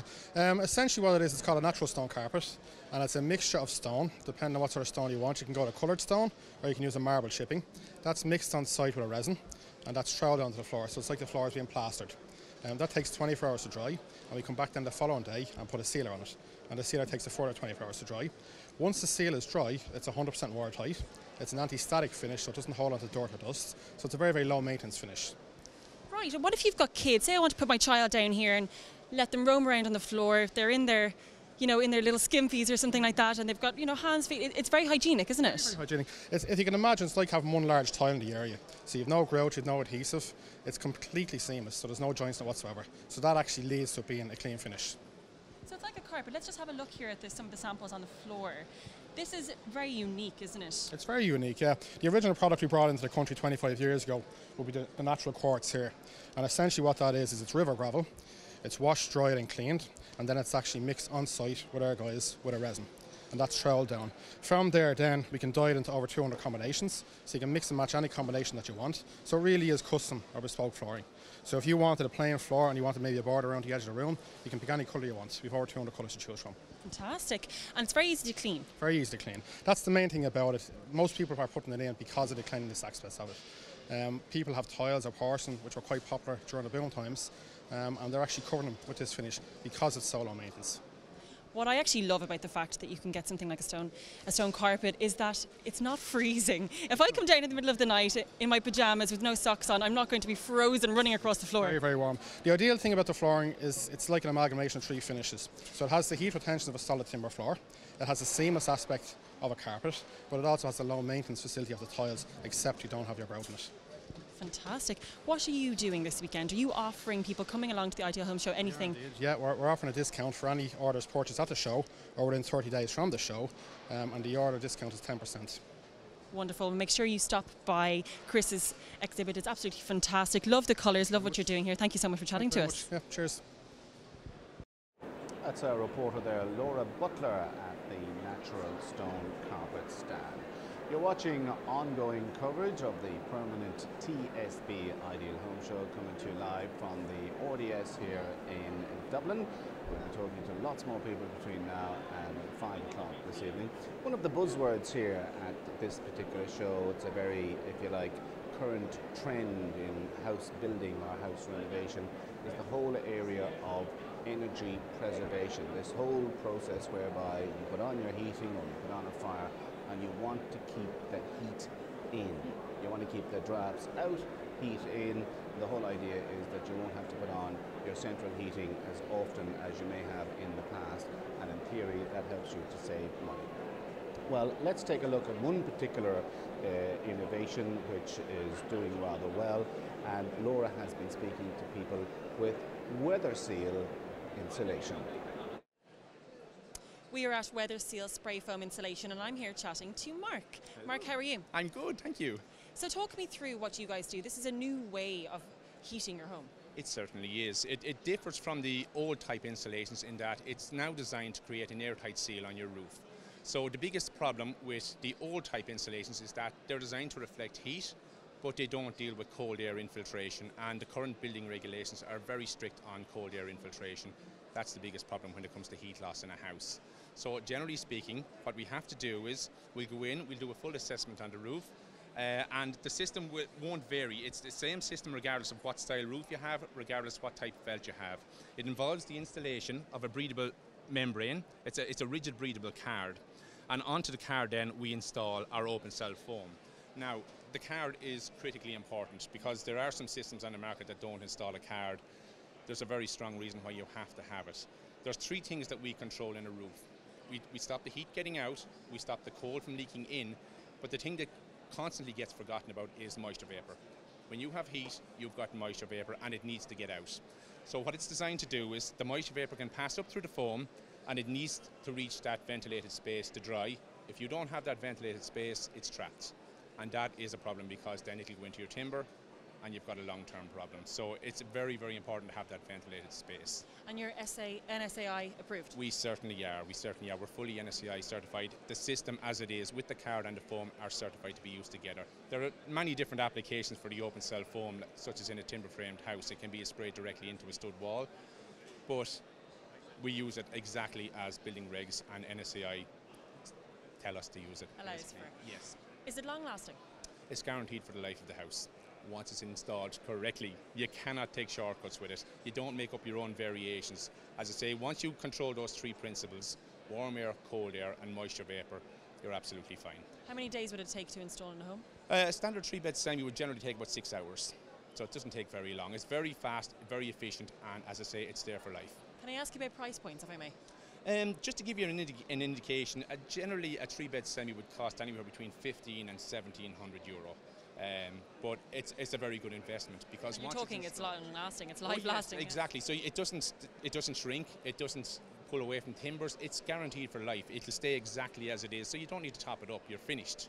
The best thing as well about insulating the underside of a roof is that the insulation layer covers your water tank and your pipes. You don't need to lag them because the frost can't penetrate the foam. They're absolutely fine. And what are you offering people here over the weekend? What we do is, obviously we do free surveys, and anybody that makes a booking here through the show itself, we'll offer a 10 to 15% discount depending on the size of the job. Some people have very small jobs and there's just no scale in it for much movement. But a lot of the guys I was talking to here we're talking about very large projects, so I'll definitely look after them. Mark, thank you very much, and we'll throw back to studio now. That's our reporter there, Laura Butler, at the Weather Seal Insulation stand. Well, if you've just joined us, welcome to our ongoing live coverage from the Ideal Homes show here at the RDS, brought to you by Permenant TSB. With lots of people to talk to between now and 5 o'clock this evening, people involved in the whole area of either home construction or interior redevelopment and so on. And one thing that's very prominent here at this event is the number of stands or exhibitors who are offering new types of kitchens. One such company is Rooney Kitchens, and Laura has been at their stand. I'm here now with Michael Mooney from Mooney's Kitchens, very established company since 1990, I believe. That's right, Laura. Yeah, we opened the company in 1990 as 2 brothers. Martin, it's all personal service all along the way. I do the sales and showroom and workshop end of it, and then Martin comes along and he does the fitting, and he does have a guy with him as well. So it's all personal service all along the way, And it's all bespoke kitchens. It's all bespoke kitchens. Yeah, everything's made to measure. So the likes of any of these tall, larder units, right like that, we can make them any size. There's no such thing as off standard with us. Like if somebody wants it this size here or wanted a little bit smaller, no problem whatsoever. So it's all made to measure. And that's they look fantastic. Yeah, that's a bit of a wow factor to that there. Sorry, Laura. A lot of space as well. I mean, for chopping and all of that. Oh yeah, you can cut bread and all that type of thing. It saves your main worktop. And this here is your dovetail drawers here. So they're all bespoke. Again, they can be made any size. All dovetails here. If somebody wants maybe even the kids' names written on them or something like that or whatever, so it's all, anything can be done there. The spice racks here on the back of the doors here as well, so again, they can be made any size, or they can be done in timber, they can be done in painted. We have a shelf in here, a shaped shelf, so as you get place for tall stuff here as well, you know. So, take me over this direction, and I have to say I love the handles and all of the doors. They are absolutely beautiful. A crystal. Everybody comments on the handles. They're a crystal, and you can get cheaper ones on the market, all right. But these are the real thing, so they're very good. And also what we've done on this unit here, in a lot of cases, people have a door maybe hanging on the front of the door like this here. It doesn't look near as well. So in this case here, what we've done, we've brought out this pole here, brought out the mouldings up on top, and so we framed the whole unit, you know, so it looks much better. It's not like your just basic kitchens type of thing. There's a little bit more to it. It's not pokey at all. It's a very solid kitchen. Very solid, yeah. And all your tongue and groove end panels here. So they're all panel, and also on the end of the island there, you can do it this way. It's panelled, square panels here on the end of it. The moulding that goes round the top here, so it's very important that the lines follow around the units there as well, you know. So when you have a client, a family coming in and they want a new kitchen, talk me through the process of what goes on. What happens first is what we try and do is get them down to the showroom make an appointment to go down to the showroom. We show them all the stuff we have down there, so we have loads of kitchens down there to see. And then if they're happy enough with that, what we do is we go out to the client's house, we get all the measurements and that type of thing, and then we come back and do a drawing for them, an AutoCAD drawing. So we either email that to them or get them back down to see what we've done. And if we can make any changes, if they want to do some changes, that type of thing, we do all that then. So if they're happy enough with that, then at that stage we do a quote, so they know then what the whole thing is going to cost, what the appliances are going to cost, what the worktop. It's all an itemised quote. Worktop is all itemised, the whole lot. So and if they're happy enough with that, then it normally takes about maybe 6 weeks from that stage to have a final kitchen done. What we can do then is we can supply a service that we can take out their full kitchen. We do the electrics, do the plumbing, all that type of stuff. And then what happens then, they get the floor tiled, and our guys come along then with the kitchen. They will cover the whole floor. They'll go through the floor with the customer first, so they will cover the whole floor, so it's not going to get marked or anything like that. Protecting people's property is very important to us, so they'll cover the whole floor, make sure there's no marks or anything like that, fit the kitchen, and then they'll take off the covering so they make sure it has left the way we got it, you know. And you do backsplash. I know this is painted, obviously, but yes. You do backsplash and all that as well? Oh, we do. We can do glass backsplash. This has an upstand here. So we can do a backsplash behind the hob. We can do all glass in there. The day of tiles on the background, I think it's nearly gone, you know, so people don't do much tiles. Do tiles on the floor all right, but not on the walls, you know, so. But, and then there's some of the appliances. We do all the NEF appliances. This is the slide away door here on the NEF. Very fancy. Yes. You also have a telescopic shelf here. You know the way some of these shelves can just tip down on you here. I've lost a couple of cake tins that way onto the floor. Get your bone in here probably as well. So, like this here is a telescopic shelf. So if you had a chicken or a roast or any of that on there, you can walk on it and do whatever has to be done, and then just slide it back in. I think you should flip the door there for the camera one more time. We go again, all right. Here we go. 1, 2, 3. Fabulous. Very good. And this is the warming drawer here then on the bottom. This keeps the food warm. Well, say if your dinner made and he's away out playing golf or whatever, he doesn't come in for 3 hours, that'll keep the dinner warm for 3 hours. And for your dinner parties and the like, around Christmas time, you've got the goose or the turkey, that's ready early, keep it in there and have your drinks. Yeah, that keeps it all very warm. And also down here on the kickboard, when we are fitting the kitchen, we do keep it 2 mil off the floor. Just down along here. And we do seal underneath all those there as well. It's for protection. So when you're washing the floor, that no water goes up in the kickboard. And there's also a plinth seal here that goes on the bottom of the units. Again, so it's all for protection. And that's the only place we find that the kitchen might get wet or that type of thing there at the bottom. So I see there's lighting there underneath as well. Yeah, the little plinth lights. It gives a nice effect. We'll say if you're in the dining area maybe at night or something, just leave those on. It gives a lovely effect there. And that's also a wee little hoover there on the bottom. See this fella at the end here? Yeah, that's a little hoover down there. So he just kicked that there, and the hoover comes on. He just brush all the dust. You know the way every house has a brush and there's a load of dust behind it. That gets rid of that there, you know. And the inside of our carcasses are all done in an MDF. There's no chipboard in ours whatsoever. So you have the back. Can I feel it? Yeah. The backs are made of the same material as the shelves. So it's not a little light hardboard back or anything like that. And also we do drill a hole here, adjustable shelving. So we drill a hole here and you put a steel sleeve into this here, so it's very good and solid, you know.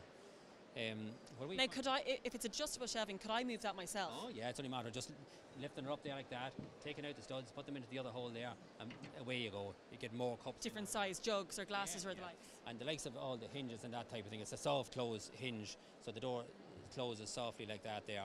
Now, we can get hinges for maybe a third of the price of what we pay. We use a Blum hinge. We've been using it since 1980, and never gives any problem. But it's all about things like that. Interior finish, MDF, the hinges, solid doors and that type of thing. You will get cheaper out there, but you get what you pay for at the end of it. It's quality from the outside to the inside. And as I say, it's all bespoke. Everything's made to measure. Even the likes of, we do the bins. This is the likes of the internal bins here and that type of stuff. And another thing we find, design is very important also. See the way this dishwasher is here, okay? drawers for your plates. So you take your dishes straight out of it into the drawer, you know. And that's all part of our service, your cutlery and all that. All about design, really, so it's very important. Michael, one thing I want to finish on is the lighting. Crystal as well, they match the handles. Yeah, we can supply those also. We do a deal with a guy, he puts the lights up here for us, so we walk through himself, and we've done a few jobs recently, and they went for the lights as well. Some guys will go, when they see this at the show here, they'll go for everything we have. They'll go for the lights, they'll go for the handles, they'll go for all that type of stuff, you know. They're absolutely spectacular. That's just a selection of colours over there. I see colours here, yes. Yeah, just a selection of colours over here on the wall. So they can be painted any colour that can be got. We can do it, you know. So if someone has a specific need or whatever, or a colour that they like in the farrow and ball or that type of thing, we can get any of those colours. We're crowded in here. It's a very popular showroom. It's busy now, all right, today, thank God. Thank you very much for chatting to us, and we'll throw back to studio now. There you are, that's some nice trendy work there at Mooney's Kitchens, and our reporter there, Laura Butler, getting a taste and a flavour of the lovely designs that Mooney Kitchens offer to would-be kitchen buyers. If you've just joined us, you're watching the Permanent TSB Ideal Home Show, coming to you live from the RDS here in Dublin. We're live on idealhomes.ie and CatchExpo.com. Now, of course, a lot of the exhibitors here at the RDS this weekend, they're offering products which, of course, would be deemed as value for money. But if you have some extra money to spend, there's another dimension, of course, to living in a modern home, and that is how you look after your body.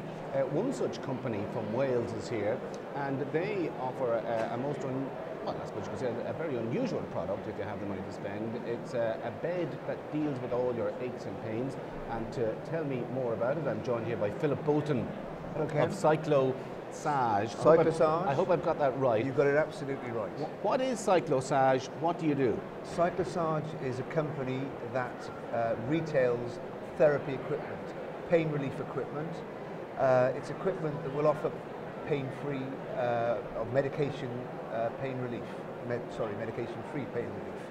It's a combination of far infrared heat and cycloidal motors. There's 9 motors built into a system that creates therapy for the whole body and will relax muscle spasm, take pain away from stiff joints, painful joints. It's for people where they're suffering with a chronic condition such as arthritis, multiple sclerosis, any condition where they're taking medication on a very regular basis. My equipment will give pain relief without medication. So is this, if you like, a massage bed that you have developed yourself, or is it just something, it's out there and you happen to be an agent? No. I have manufactured electrically adjustable therapy beds in the UK for many years. This is equipment I've developed and have manufactured in Germany. Engineering for this particular product is probably the best in the world, and the level of quality, reliability, etc. Unfortunately, at the moment, we can't compete with Germany, so I get it manufactured in Germany. I sell it in the main in UK, but I sell it all over the world. We sell in America, in South Africa, all over the world. Okay, how does the bed work? Okay, it's a combination of far infrared heat. That's been used medically for decades. It's a deep, penetrating heat. Penetrates muscle and tissue to a depth of 3 to 4 inches. That will relax muscle spasm, increase venous circulation in the immediate area of the heat. There are 6 particular sources that cover the main parts of the body: neck and shoulders, lower back, and calves, where people get a lot of muscle problems. It's used in conjunction with a movement called cycloidal polymodulation. It's a medical vibration that basically is 100% non-destructive. It's been researched over some 60-odd years and been proven to be one of the best forms of pain relief available that is non-medication related.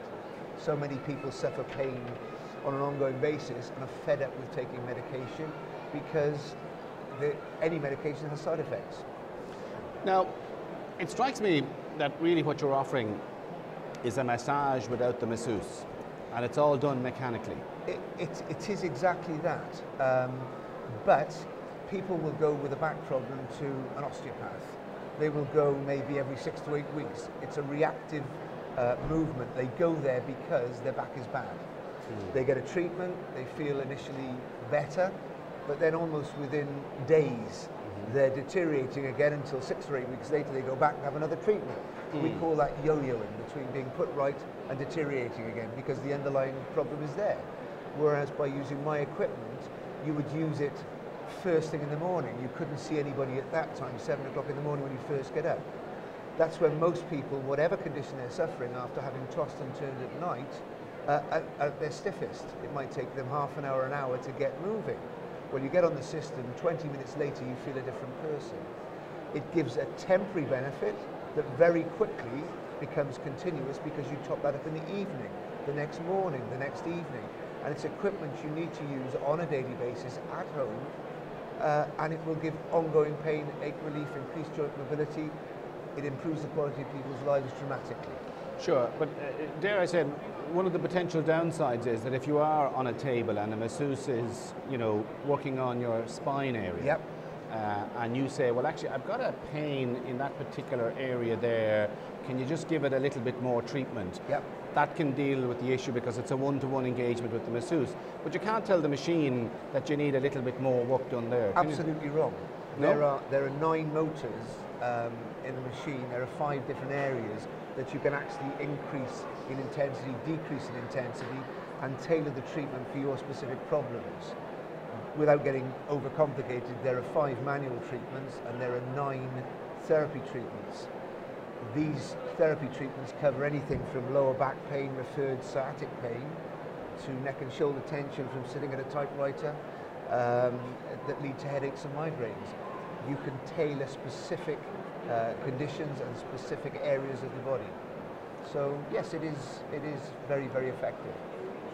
Is this proving popular with sports teams, for example, particularly rugby teams? We do and are selling to more sports teams and sports individuals because there is a warm down program, medical program 9 or therapy program 9 is for use after vigorous exercise. This will strip lactic acid, harmful metabolic products and toxins that settle in muscle and surrounding tissue. Therefore, the individual will recover much quicker, won't ache as much, and is far less likely to sports injury. So yes, there is an element to that. And in terms of customer satisfaction, what sort of results are you getting? We get fantastic results. I mean, we're at the RDS here. Anybody that wants to come along that has a chronic condition, I'm very happy to treat them free of charge. And we always take a pain score before they get on. So if they have severe osteoarthritis, 0 is no pain, 10 is the max you could imagine. They may come on as a pain score of 8 out of 10. We will reduce that by at least 50% within 20 minutes. Sometimes people get off with no pain whatsoever, but I would say without a doubt we'll halve the pain they're in within 20 minutes. Just one final question, Philip. If somebody wants to purchase one of your beds, yes, how many euro on average will they have to hand over to you? If 90% of my customers have a chronic condition, because the therapy system is credited medical equipment, they would be entitled to sign a self-declaration form, which would mean I could take the 23% VAT off. That would bring the system set, including a table to put it on, down to 3,890 euros delivered. That's the full payment, and that would be for treatment and benefit for the rest of their lives. And guarantee, of course, built in as well? I'd give a guarantee of 2 years. I'd ask people to take that with a pinch of salt. I've got equipment that's been in commercial operation for over 10 years. My first ever commercial operation was a place called the Derwent Hotel. They have 6 of my systems. They've been using them non-stop 7 days a week for over 10 years, from 8 in the morning until 6 o'clock at night. We haven't had a moment's trouble with any of those. Of course, occasionally you'll get a malfunction in the odd one, but I sell thousands a year in the UK. We sell them all over the world, and the percentage is tiny. But certainly I can put it right within or without guarantee. You're based in Cardiff in Wales, but the website address is? The website address is www.cyclosage with a dash in the middle.com. Okay, well, Philip Bolton of Cyclosage, thank you very much indeed for joining us. So if you're having difficulty with your physique, whether you're in muscle pain or whatever, Cyclosage is certainly worth checking out, and of course all dependent on the basis that you have the money to purchase one of those beds. Anyway, you're watching ongoing live coverage of the Permanent TSB Ideal Home Show, coming to you live here from the Simmons Court Pavilion here at the RDS in Dublin. We're with you until 5 o'clock this evening. Lots of more people to meet between now and then. But one particular sector that's gaining a lot of attention at this particular show, not only in homes but indeed in motor-propelled vehicles, is this whole area of energy efficiency. We know that we've passed peak oil some years back, and the search is on to find cars that can either run on electricity or run on hydrogen or oxygen or whatever, anything to save fuel and save the customer or the consumer money. Well, I do believe there's something very exciting happening at the Nissan stand, and Laura is there. I'm here with Saoirse now from Nissan Ireland. She's going to show me around an e-car of which I knew absolutely nothing about. Saoirse, hello, how are you? Hi, how are you? I'm very well, thank you. You're going to take me through the Leaf? I am, the Nissan Leaf. It's our the biggest selling electric vehicle in Ireland. Okay, let's wander around here and have a look at the engine. So, well, actually there's no engine. Oh, see, I know nothing about e-cars. No engine in an EV. This is a battery. So actually one of the huge things about having an electric vehicle is the fact there is no engine. So you've got no points, plugs, no oil changes to do, no gearboxes, no clutch to repair. So from owning an EV, it's very, very inexpensive as an ongoing opportunity. So we've got our motor here. Here we've got our charging points with a Leaf. I might come around and have a look. Our charging points, because I've only seen very few charging points around Dublin City. Are there many? I don't know the number in Dublin City per se, but around the country now there's about 1,200 charging points. There's 62 fast charging points. This is your fast charge here, and that will charge the car from empty to 80% full in about 25 minutes. So you won't be stuck there. Every 60 kilometres along the motorway network in the country. So we actually had a rally in Cork the other day where 35 EV owners, Leaf owners, came down to Cork from all over the country. Next hour, a couple of cups of coffee on the way, and they were down, so it was great. Fabulous.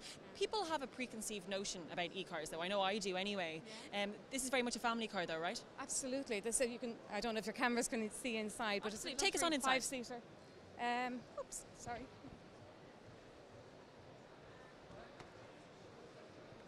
Right, we'll have a quick look in here. You can see it's very, very spacious. It's a full 5-seater family car. This one here has full sat-nav navigation, leather seats, heated steering wheel, everything that's making it more economic to run in terms of the battery underneath.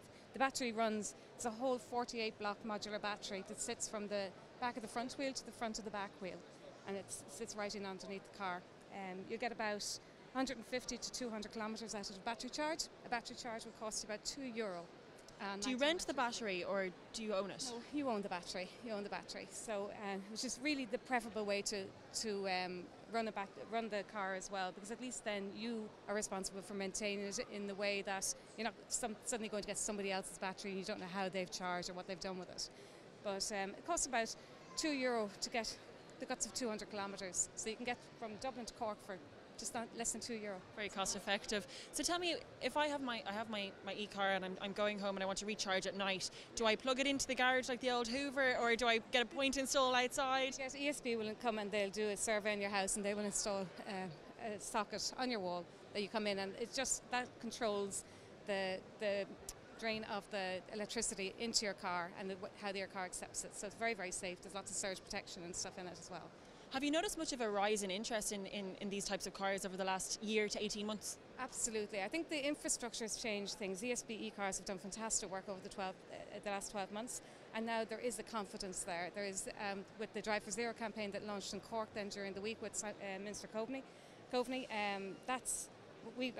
our offices are buzzing now at the moment. We've done now this year 5 times the amount that we did last year already, and we're actually pushing ourselves on for next year to do that again. Fantastic. Well, listen, thank you very much for chatting to me. Is there anything in particular you're offering Ideal Home Show visitors this weekend, discount-wise, or I don't know, anything like that? We're doing a zero deposit finance deal. So for people who haven't changed their cars in the last 7 or 8 years, and maybe they're worried that their current car won't have enough value in it for a deposit as a trade-in, we're doing a zero deposit finance offer, and we've got other good finance offers coming out next week. Just keep an eye on Nissan.ie, and you get all the offers there.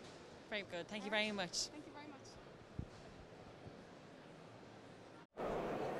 That's our reporter there, Laura Butler, at the Nissan stand, and a rather interesting development there in relation to new technology for motor cars. Well, if you've just joined us, you're watching ongoing live coverage of the Permanent TSB Ideal Home Show, coming to you live from the RDS here in Dublin. We're looking at all sorts of new innovations in the whole area of energy efficiency, the whole area of kitchen design, sitting room design, gates, driveways, everything to do with either building a house, buying a house, or renovating a house. If you're in that area at the moment, well, this is the place to be this weekend. And of course, this show continues until tea time on Monday evening. Okay, we're going to take a look now at the whole area of design, and Laura has been talking to Rory Kelly and Noel O'Donoghue.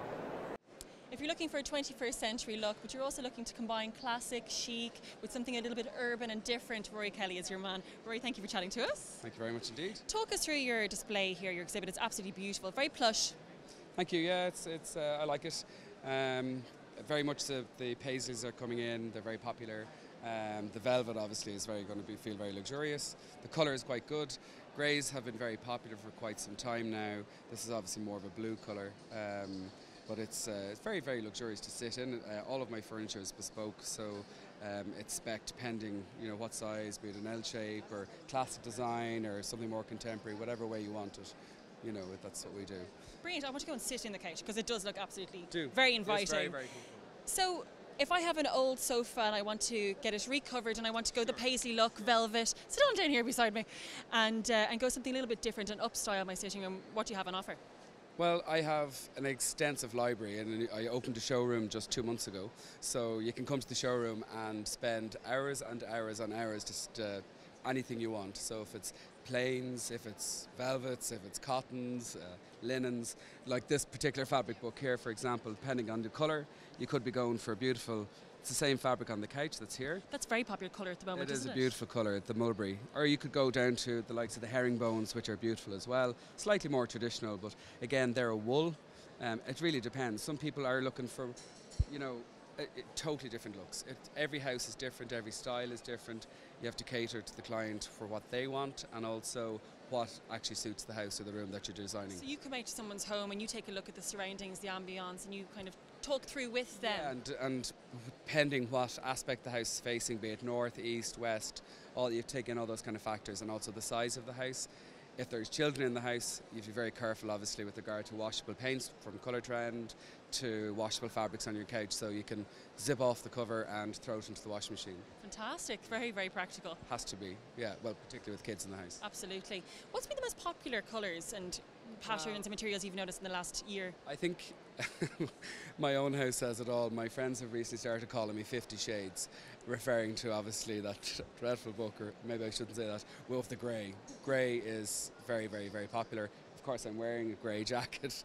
The ottoman is grey, silvers, and this time when I did the stand, I've never done a stand before, but I chose blue because I'm kind of realising that grey is everywhere, and maybe we need to start thinking outside the box a bit more. But also it's a little bit of a different tone, different hue to the grey, because like you say, the grey is very popular, but it can be a little bit cold, whereas when you've got the pop of the cherry red, it really, really brings it to life. If you look at the skirting board here, that's actually grey, but it's a rich colour. So, for example, internal doors, I recently did them all in my own house in this lovely grey. It's a very, very warm colour. It's really luxurious. If it's not on the light, it's more in the deeper tones. So it's also a silvery shimmer off it. It's very, very, very nice. It's absolutely stunning. Is this your first time at the Ideal Home Show? Yes, I've never exhibited before. How have you found the experience so far? It was a bit stressful yesterday when the paint was coming off the walls and they had to repaint this morning. It's great. It's good. It's great publicity, and as I've never advertised before, I suppose it's a whole new thing. But no, it's very enjoyable. What are you offering customers this weekend? I'm offering them a bespoke service, I suppose, and what I want people to know is that I have a showroom. They can give me a call and come and see me and have a look at what I do, or have a look at my new website, which is launching tomorrow. And what's the website? It's rorykellyinteriors.ie. Brilliant, Rory, thank you very much. Lovely meeting you, and enjoy the weekend. Now we are going to nip across to Noel Interiors. Again, this is something absolutely extraordinary, very plush colours, some satins, and I see some velvets here as well. Velvet's very popular. Noelle, hello. Hi. How are you? Good. So talk us through your showroom, please. Well, basically we went for the really dark walls, which most people would consider very dull and dreary. But to contrast that, then we used all of everything is nearly white or glass or mirrored. And that's what makes it then more interesting. And it's so beautiful. It's just very, very elegant. Yeah, well, thank you. I do. I have to say now, I was pleased because you don't know what it's going to look like until you put it all together. But I mean, the chairs then are very practical because they actually are a faux leather, and so it's not just even the children, but sloppy red wine drinkers can sit on it and comfortably and not worry. So absolutely, and because look really glamorous. You know? Indeed, because when you look at it, you do think, oh, okay, that's going to be a bit delicate. Well, it looks like it's a satin finish, you know, so that gives it all that lovely glamour, and especially with the deep buttoning on it, because you really get to see the sheen of the fabric. But then it's completely practical, which is great, because I mean, cream is not the most practical colour that you could use. But everyone wants cream in their home. Yeah, they do, but I mean, and this is one way of doing it in a practical way anyway. Absolutely. Talk us through this lovely table setting. It's absolutely fabulous. Thank you. The table is actually an old mahogany table that Jane carefully sanded back and repainted it in old bone from Colour Trend. And so there's about 3 coats of paint on that, and it came up really, really well. I mean, it was a horrible table, you know, but a round table is lovely. It's much more sociable. You'll get 6 people around the table, and still it doesn't take up a huge amount of room. So, you know, for a small stand like this, it still, you know, is effective.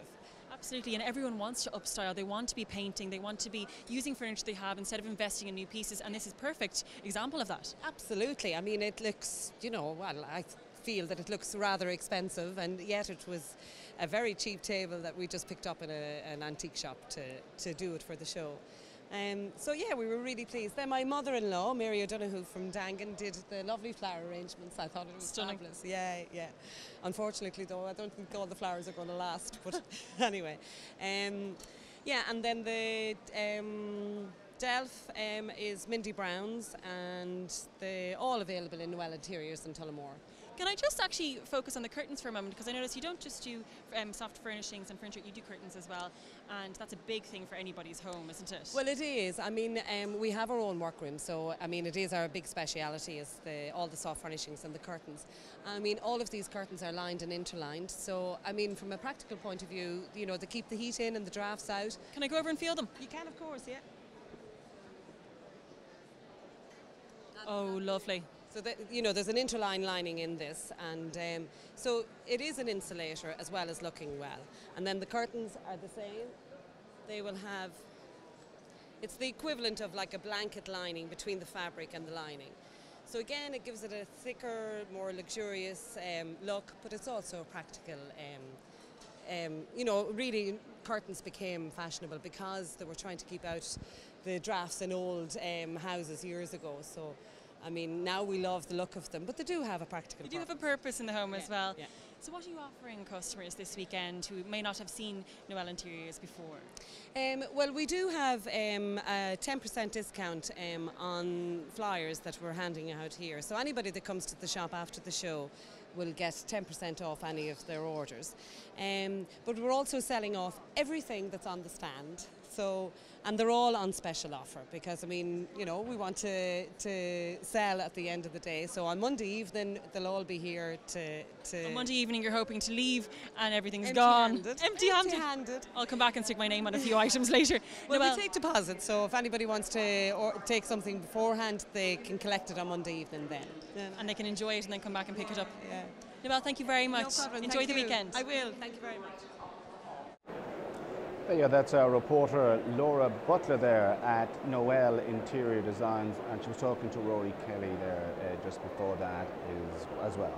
If you've just joined us, welcome to our ongoing coverage of the Permanent TSB Ideal Homes Show, coming to you live from the RDS here in Dublin. Crowds are flocking in and have been since about 10 o'clock this morning. You can certainly feel a certain new atmosphere in the place in the last hour or so. More and more people coming in and enjoying the sights and sounds here of the Ideal Homes show. And of course, the show is on until 6 this evening. It's on again tomorrow, Sunday, and again on Bank Holiday Monday. So if you're buying a house, building a house, or indeed renovating a house, this is certainly the place to be. There's lots of advice on everything from home insulation, to buying new kitchens, to fitting out sitting rooms, bedrooms, erecting gates, putting in driveways. Anything to do with the modern home, it's all here in the RDS between now and tea time on Monday evening. Okay, we're going to go back out to the floor, and Laura has been speaking to people at the Colour Barn stand. Of course, soft furnishings are very important when you're decorating a home, but so is the paint that goes in the walls, on the furniture and everywhere else. I'm here with Adele from Colour Barn. How are you doing? This is your first time at the Ideal Home Show. It is. It's my first time with the Colour Barn. We're here with Colour Trend, showing people how to use different painting techniques, using all of the Colour Trend products and showing people what they can actually do with the tin of paint. Upstyling is massive at the moment, isn't it? It's absolutely huge at the moment. People at the moment are saving for deposits in homes, so they can't afford everything that they want. So what we're trying to do is teach them how to upcycle the stuff that they're inheriting or that they have in their life for a long time. So talk us through some of the items you've got here today. I love this kitchen table because it's a door. It's actually a door. It's just a simple plain door. I actually got it free on adverts, and we literally painted it down, or we just sanded it down just a little. We gave it a little bit of a key, and then what we did is gave it 2 top coats with satin wood. And it's our colour of our logo, and everybody seems to love it. But it's that simple. It's just using things that you have in your own home and just painting them up. And it's not just women that do this as well. I mean, men can do this too, can't they? Well, what we're trying to do is we're not just shabby chicers. We're trying to get into the whole retro feel and stuff like that. You can see our radio here and our Beano comics used on just a nest of tables. Let's go over and have a look at that. Yeah. So we're trying to get men involved in the whole upcycling as well, and we've had a lot of men on our courses. And we find that with some of the courses, it's just women that are doing them. But we really want to say to men, come out here and give it a shot. And can you just talk me through some of the stenciling as well? Because I actually have never done stenciling, but something I really want to do, but have a bit of a fear of it and I don't know why. Okay, well this is stenciling here. Just look at this board here. This is done with a stencil and literally a sponge. Okay, so any sort of sponge that you can use flathead brushes, but I just find that sponges works best.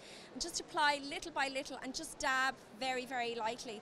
So you can use any stencil that you want, but just make sure that your stencil is stuck down with a low tack tape, so that when you pull it off, that it doesn't peel anything off behind it.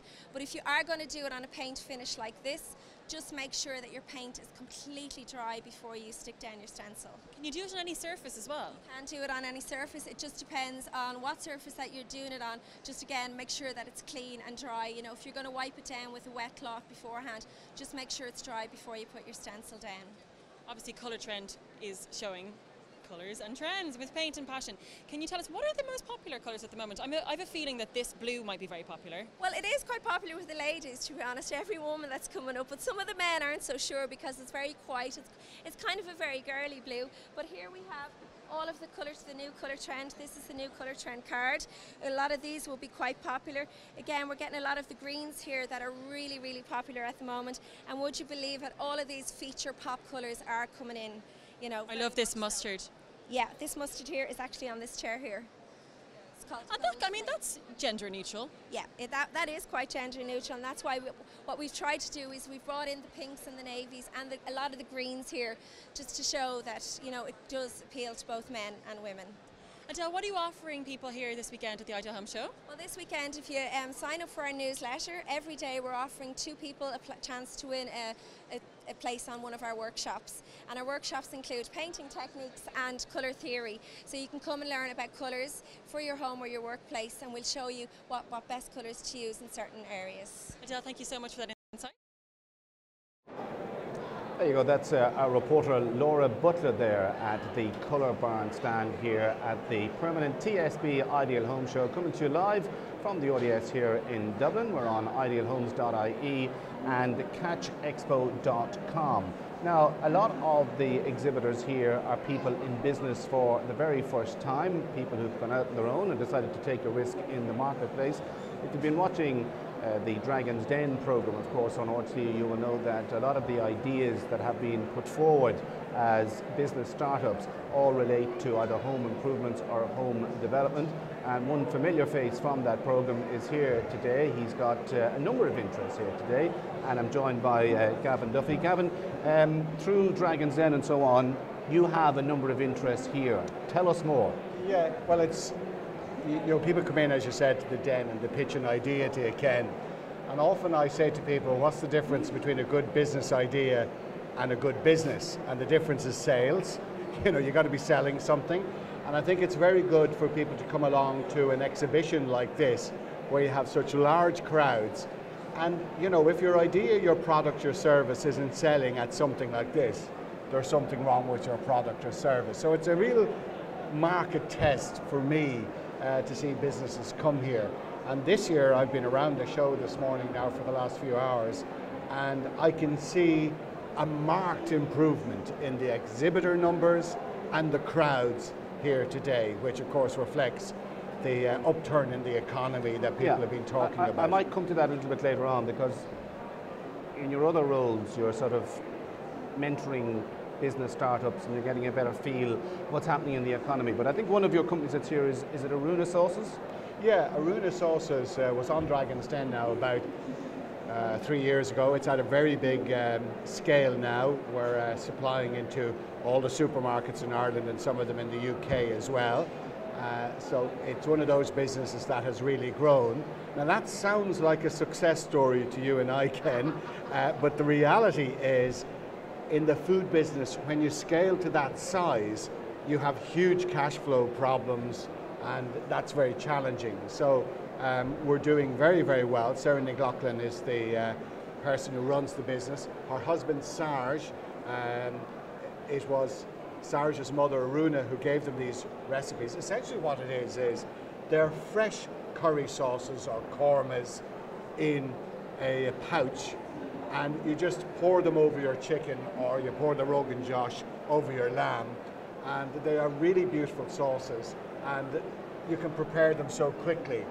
And it's a totally new concept to the market. It was a few years ago, but the nature of business is, if you really have a good idea like that, we've had a number of people now move into that sector, so we created a new category. You've actually created competitors, have you? Yeah, it's interesting, and please don't, I don't mean this as a criticism of the big multiples, but they're very powerful.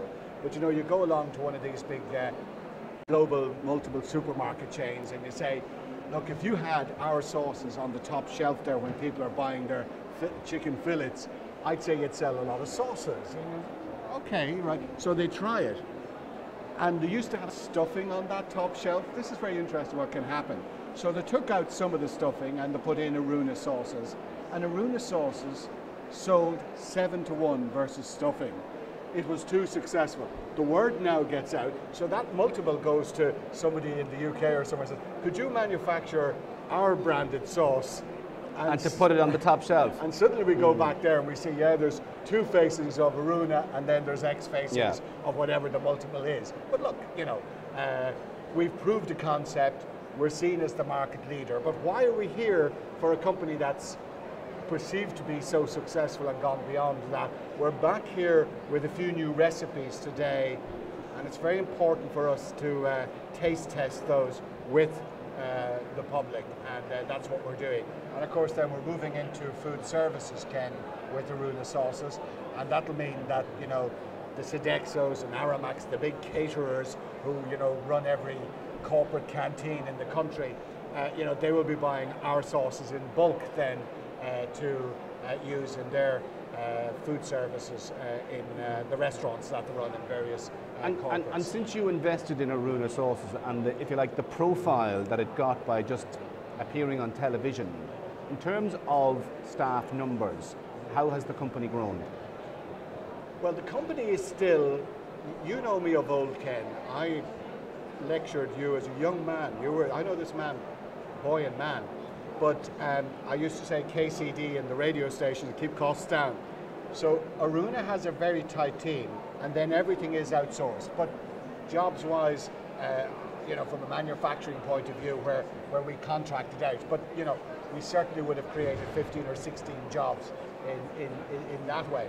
But coming back to sort of where we're going with Aruna sauces, you know, people watch Dragon's Den and they see an investment of, you know, in that case it was, I shouldn't say only, it was €30,000. But at this stage, as an investor, I can tell you I've put multiples of that because, as I said, it grows in scale.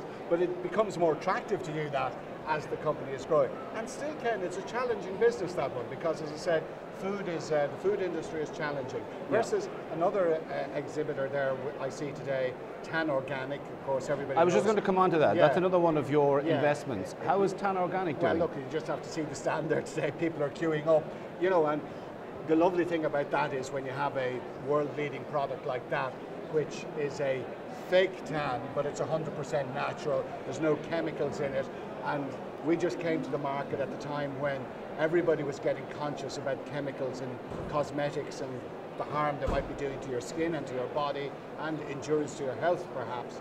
So Tan Organic has been very, very successful, but I'm not saying it's easier than the food industry, but you don't have the same shelf life issues, you don't have the same challenges about, you know, the van delivered and what was the temperature in the van, you know, what's the batch because of traceability. You know, the food industry is rightly so very challenging. So Tan Organic, very, very successful. I'm not involved day-to-day wise after years of being very involved from a mentoring point of view because they grow, and Noel O'Connor, who is the founder and genius behind it, is driving on. Now, Noel isn't here today because the Irish market, with respect to Ireland, isn't our sort of most important market. We're still doing very well here, but Australia is where the big game is in play at the moment for us. And Noel is really beginning to expand heavily into Australia, because in Australia there's a big health thing about not going out in the sun. So, you know, you wouldn't think, what do the Australians need fake tan for? But if you turned up and you're a lady in a nice cocktail backless dress and somebody said to you, that's a lovely tan, and if you said, oh yes, I was out in the back garden sunning yesterday, they'd sort of look at you the way we'd look at somebody here who said, I drove home with 8 pints last night on me. You know, it's just all changed. So it's a big market for us. Because melanoma has become such a prominent issue and so on. It's a big market down in Australia. Now, I believe that another of the groups that are here that you have an association with is the Business Action Group. What is it and how does it work? Yeah, well, look, I'm more of a supporter and patron of the Business Action Group, but one of the ideas I had was when an exhibition comes up like this, you know, there's a stand there behind us from Nissan, and the Nissan cars are there, but like that stand cost a lot of money, and you have to be a big global brand to have space like that. So that's at the top end, Ken, but down at the very end you end up with a little sort of table and it's costing you hundreds of euros. The one-person operation. A one-person operation. And I had this idea, if we could have a type of a tent within an exhibition or a big stand with all these little stands on it, wouldn't that be like a co-op? Yeah, exactly. And it's great having an idea, but you need somebody to make it happen.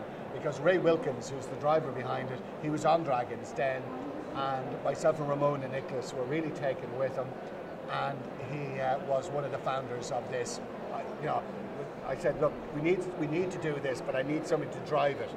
Now, Ray's own business is called TotalGifts.com, and for me, Total Gifts, I was interested in it because, Ken, you know, if you want for Christmas for your kid, in our house, you know, we're Arsenal fans, so if you want sort of you know, my son Cormac Duffy joins Arsenal and they print a magazine, the official art, and you can buy that as a present and hang it. Lots of stuff like that. You can get. You can have yourself. They can Photoshop you in a special way on the license from Arsenal that you're actually in the dressing room at the team talk during the Champions League game. It's great. It's the optical illusion, but it's a good gift. Yeah. So that's what he does. But he set up this Business Action Group, and that's why I'm here today. I always like to support them, and I'm going to be on the stand there as soon as we're finished here, saying hello to all their customers. But the lovely thing is there's about 20 of them, and if they, you know, if somebody, it's as basic as this, if somebody wants to sort of slip away for a sandwich, you know what I'm saying? That's somebody else to mind the shop. Yeah. It's very EastEnders-ish, you know what I mean? But it works, and it's a great idea. And they're doing very well now that they're working, as you say, like a co-op. Sure. Dragons have come and gone on the programme, and you are the longest survivor. From when you started out first and up to now, have you sensed a change in the mood of the economy, or is it just a Dublin thing? Oh, that's a very good question. Because there's a sense things are picking up in Dublin, but go down to the regions and towns like Longford and Clonmel and Thurles and Newcastle West, they're still struggling. Well, look, let's deal with the Dublin end of it first. There's absolutely no doubt the economy has turned, right? You can see that, and you know, today I'm talking here about my Dragon's Den investments, but in my own business world where, you know, the businesses are a lot larger, more significant, I can see big expansion going on in those businesses, and yeah, things have really picked up. Now that's within the M50, Ken. I live, as you know, up near Drogheda. If I was to say to some of my retail friends in Drogheda, the economy is really picking up, they'd look at me. They think you were pursuing a career in comedy? Correct. Mm. You know, they as yet would say they haven't seen much evidence of that. And worse, Ken, it's become tougher for businesses as the economy has turned, because the banks are now in a better position. And so now the banks, if there was an issue as regards SME debt, the banks they want that money back. They want it now, whereas just like there was no chance of getting it a few years ago. Yeah. And if they sort of put one out of business, we're putting them all out of business. So these are tough times for people in business, even though there's a turn in the economy. But Ken, I'd say this, it has to start somewhere, and it's fantastic that it started. And let me tell you what I noticed here this morning. As I was walking through, out the corner of my eye, I spied a gentleman on a stand selling wall beds, right? And there was a number of people on the stand. And I thought I saw one or two people looking like they were purchasing wall beds. Right. You know, this is where the beds are, right? Yeah. They're a really cool idea, right? But between you and I, Ken, they're not something you buy in the middle of a recession. No. You buy a beanbag. It's sort of a luxury item, yeah. Well, it's a nice item, and it's really, and that's why I'm always at these exhibitions. That's why I go to the similar show in Birmingham and London, because you get a real sense of the economy as to what's moving and what's moving here. And I'm beginning to see those, and I don't like to call them luxury items, but they're not essential purchases. You can live without them. And what's happening is people are feeling a bit more confident, it's all picking up, and yes, they're here today making purchases. And of course, there's always, I find, great value, because you're looking for the show price. And what I love about an exhibition like this, there's a bit of haggling, you know, and you don't get, you know, if you go out to some big sofa chain and you're talking to Tony, the 16-year-old sales assistant, you know, he's not empowered to give you a discount, maybe. In fact, they've already discounted it hugely. That's why you're going there, etc., etc. But here, yeah, there's a chance you can cut a bargain and get a deal. And there's a few people doing the same thing, so you can do a bit of trading and see can you get a good deal.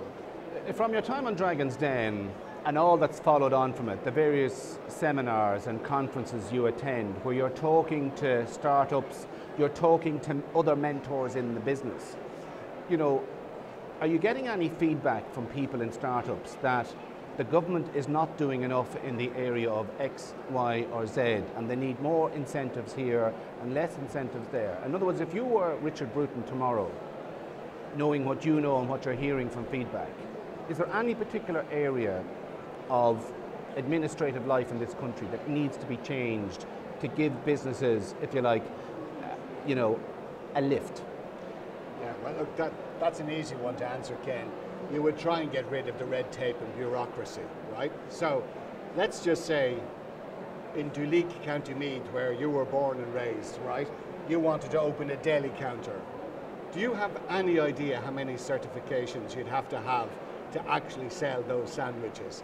You know, it's ridiculous, you know, and in this country we have a habit of blaming the EU and the standards are terribly important, but the amount of bureaucracy, you know, if you're a farmer, you know, with cattle, you know, there's people now coming along selling you software programs to manage your farm of, 40 acres because there's so much bureaucracy.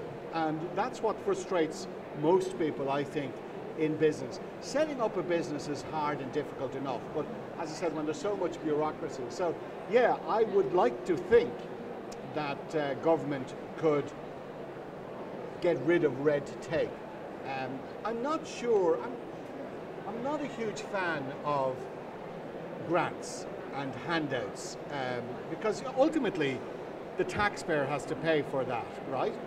Right, but do you not accept though that for some people a person who's got an idea, it just doesn't have enough cash or equity to get started, to get a loan, that in fact grants and payouts are the only hope of getting somebody on the ladder? Oh, look, yes, Ken, I agree with you in that sort of, from Enterprise Ireland to get a feasibility voucher or something like that is very helpful, or from the County Enterprise Board. That's all very important, but I'm not sure I like this grants culture, right? But what I would love to see is that in any business where we are in this economy still with high unemployment, yes, it's beginning to reduce and we're almost celebrating that, but we have a serious unemployment problem at the moment, that if Pat Fogarty here, the man behind this particular enterprise, wants to employ 2 or 3 extra people, that's where I feel the government should go and meet him halfway.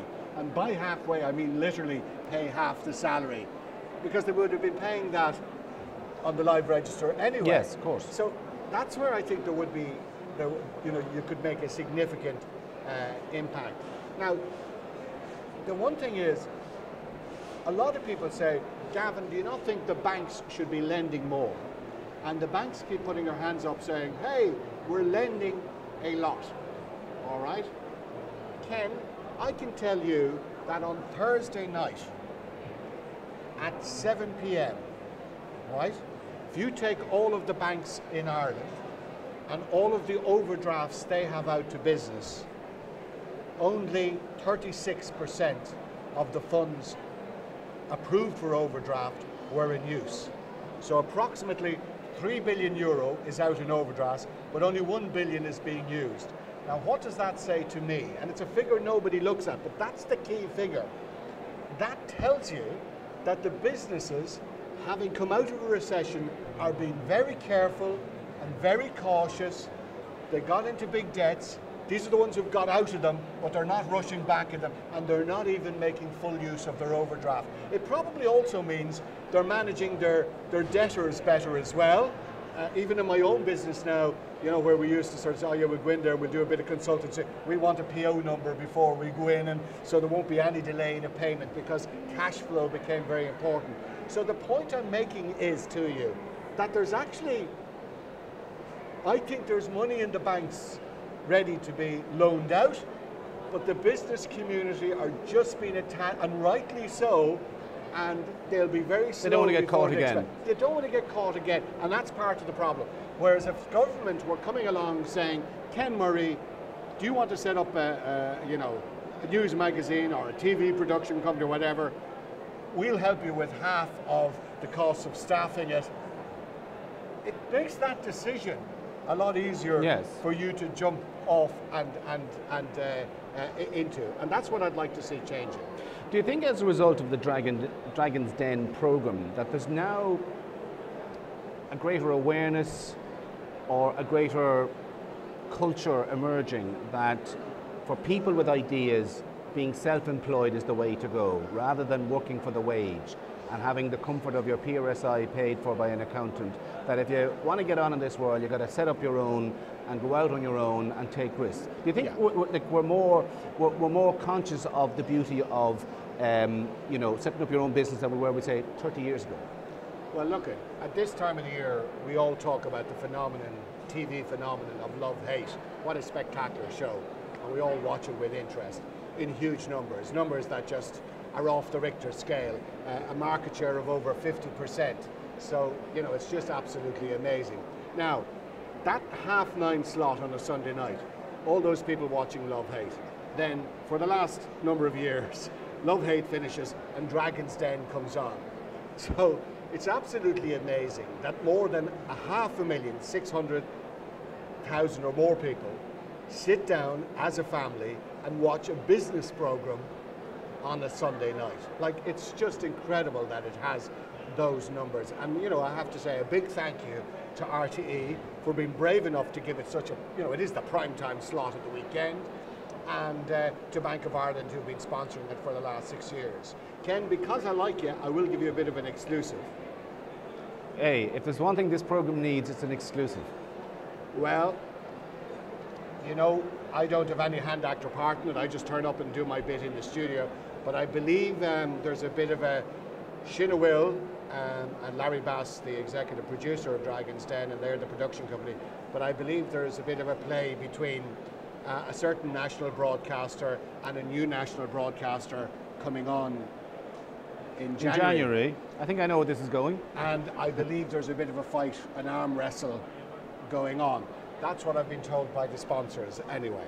Right. But I'm not so telling we could you be that looking, because that would be a major exclusive. Yes. And, you know, that would be, you know, yes. and you know, I think for CatchExpo, that would be a huge piece of news to get that. Yes. So I'm not telling you, so didn't get that from what me. you're implying is Dragon's Den could be on another channel. I'm not saying that, Ken. You can I can read into it that way, yeah? You can make that. No, look, I'd still say it'll be in its usual home of RTE, but I can tell you, contracts are not signed yet, and I think, and there usually are at this time of the year. But if people watching were wondering, oh yeah, I haven't heard the ads for, you know, applications, which usually happen, because people watch it very closely. Because you're right, it is a big opportunity for somebody with a business idea, but I believe that's the cause of the delay. Sure, I know you don't represent Bank of Ireland, but you work very closely with them. Has there been a beneficiary in this whole series for Bank of Ireland? Are people saying, I want to set up a business, therefore I'll go to Bank of Ireland, and because of brand recognition with Dragon's Den, they would be seen as the go-to bank for a startup business? Yeah, of course it'd be easy to say, of course there is, Ken. But the truth is, do you think Bank of Ireland does very well because on the Leinster jersey there's a Bank of Ireland, or on the Ulster jersey there's a Bank of, or on the Munster jersey, right? It's all their battle for market share, etc. But more important than those which are just branding, Bank of Ireland has styled itself, and this is why I like Bank of Ireland, as the enterprise bank. And of course, being there to help people in startup situations, I presented for them the other night at the Startup Awards. And, you know, so we had two great events on in Dublin on Thursday night. You had the Ernst & Young Entrepreneur of the Year. They're the really established, top-end premiership business people. But like every one of those men and women who were battling out to become Entrepreneur of the Year would say to you, when I started off, right down there out of my attic bedroom. And that's what the Bank of Ireland has done through Dragon's Den.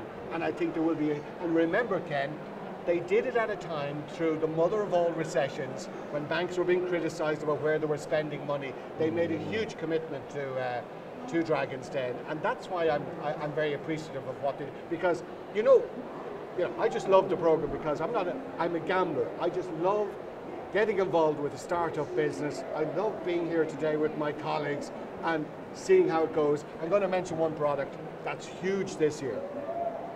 Couple came into Dragon's Den. I just love this. Couple came into Dragon's Den last year, right?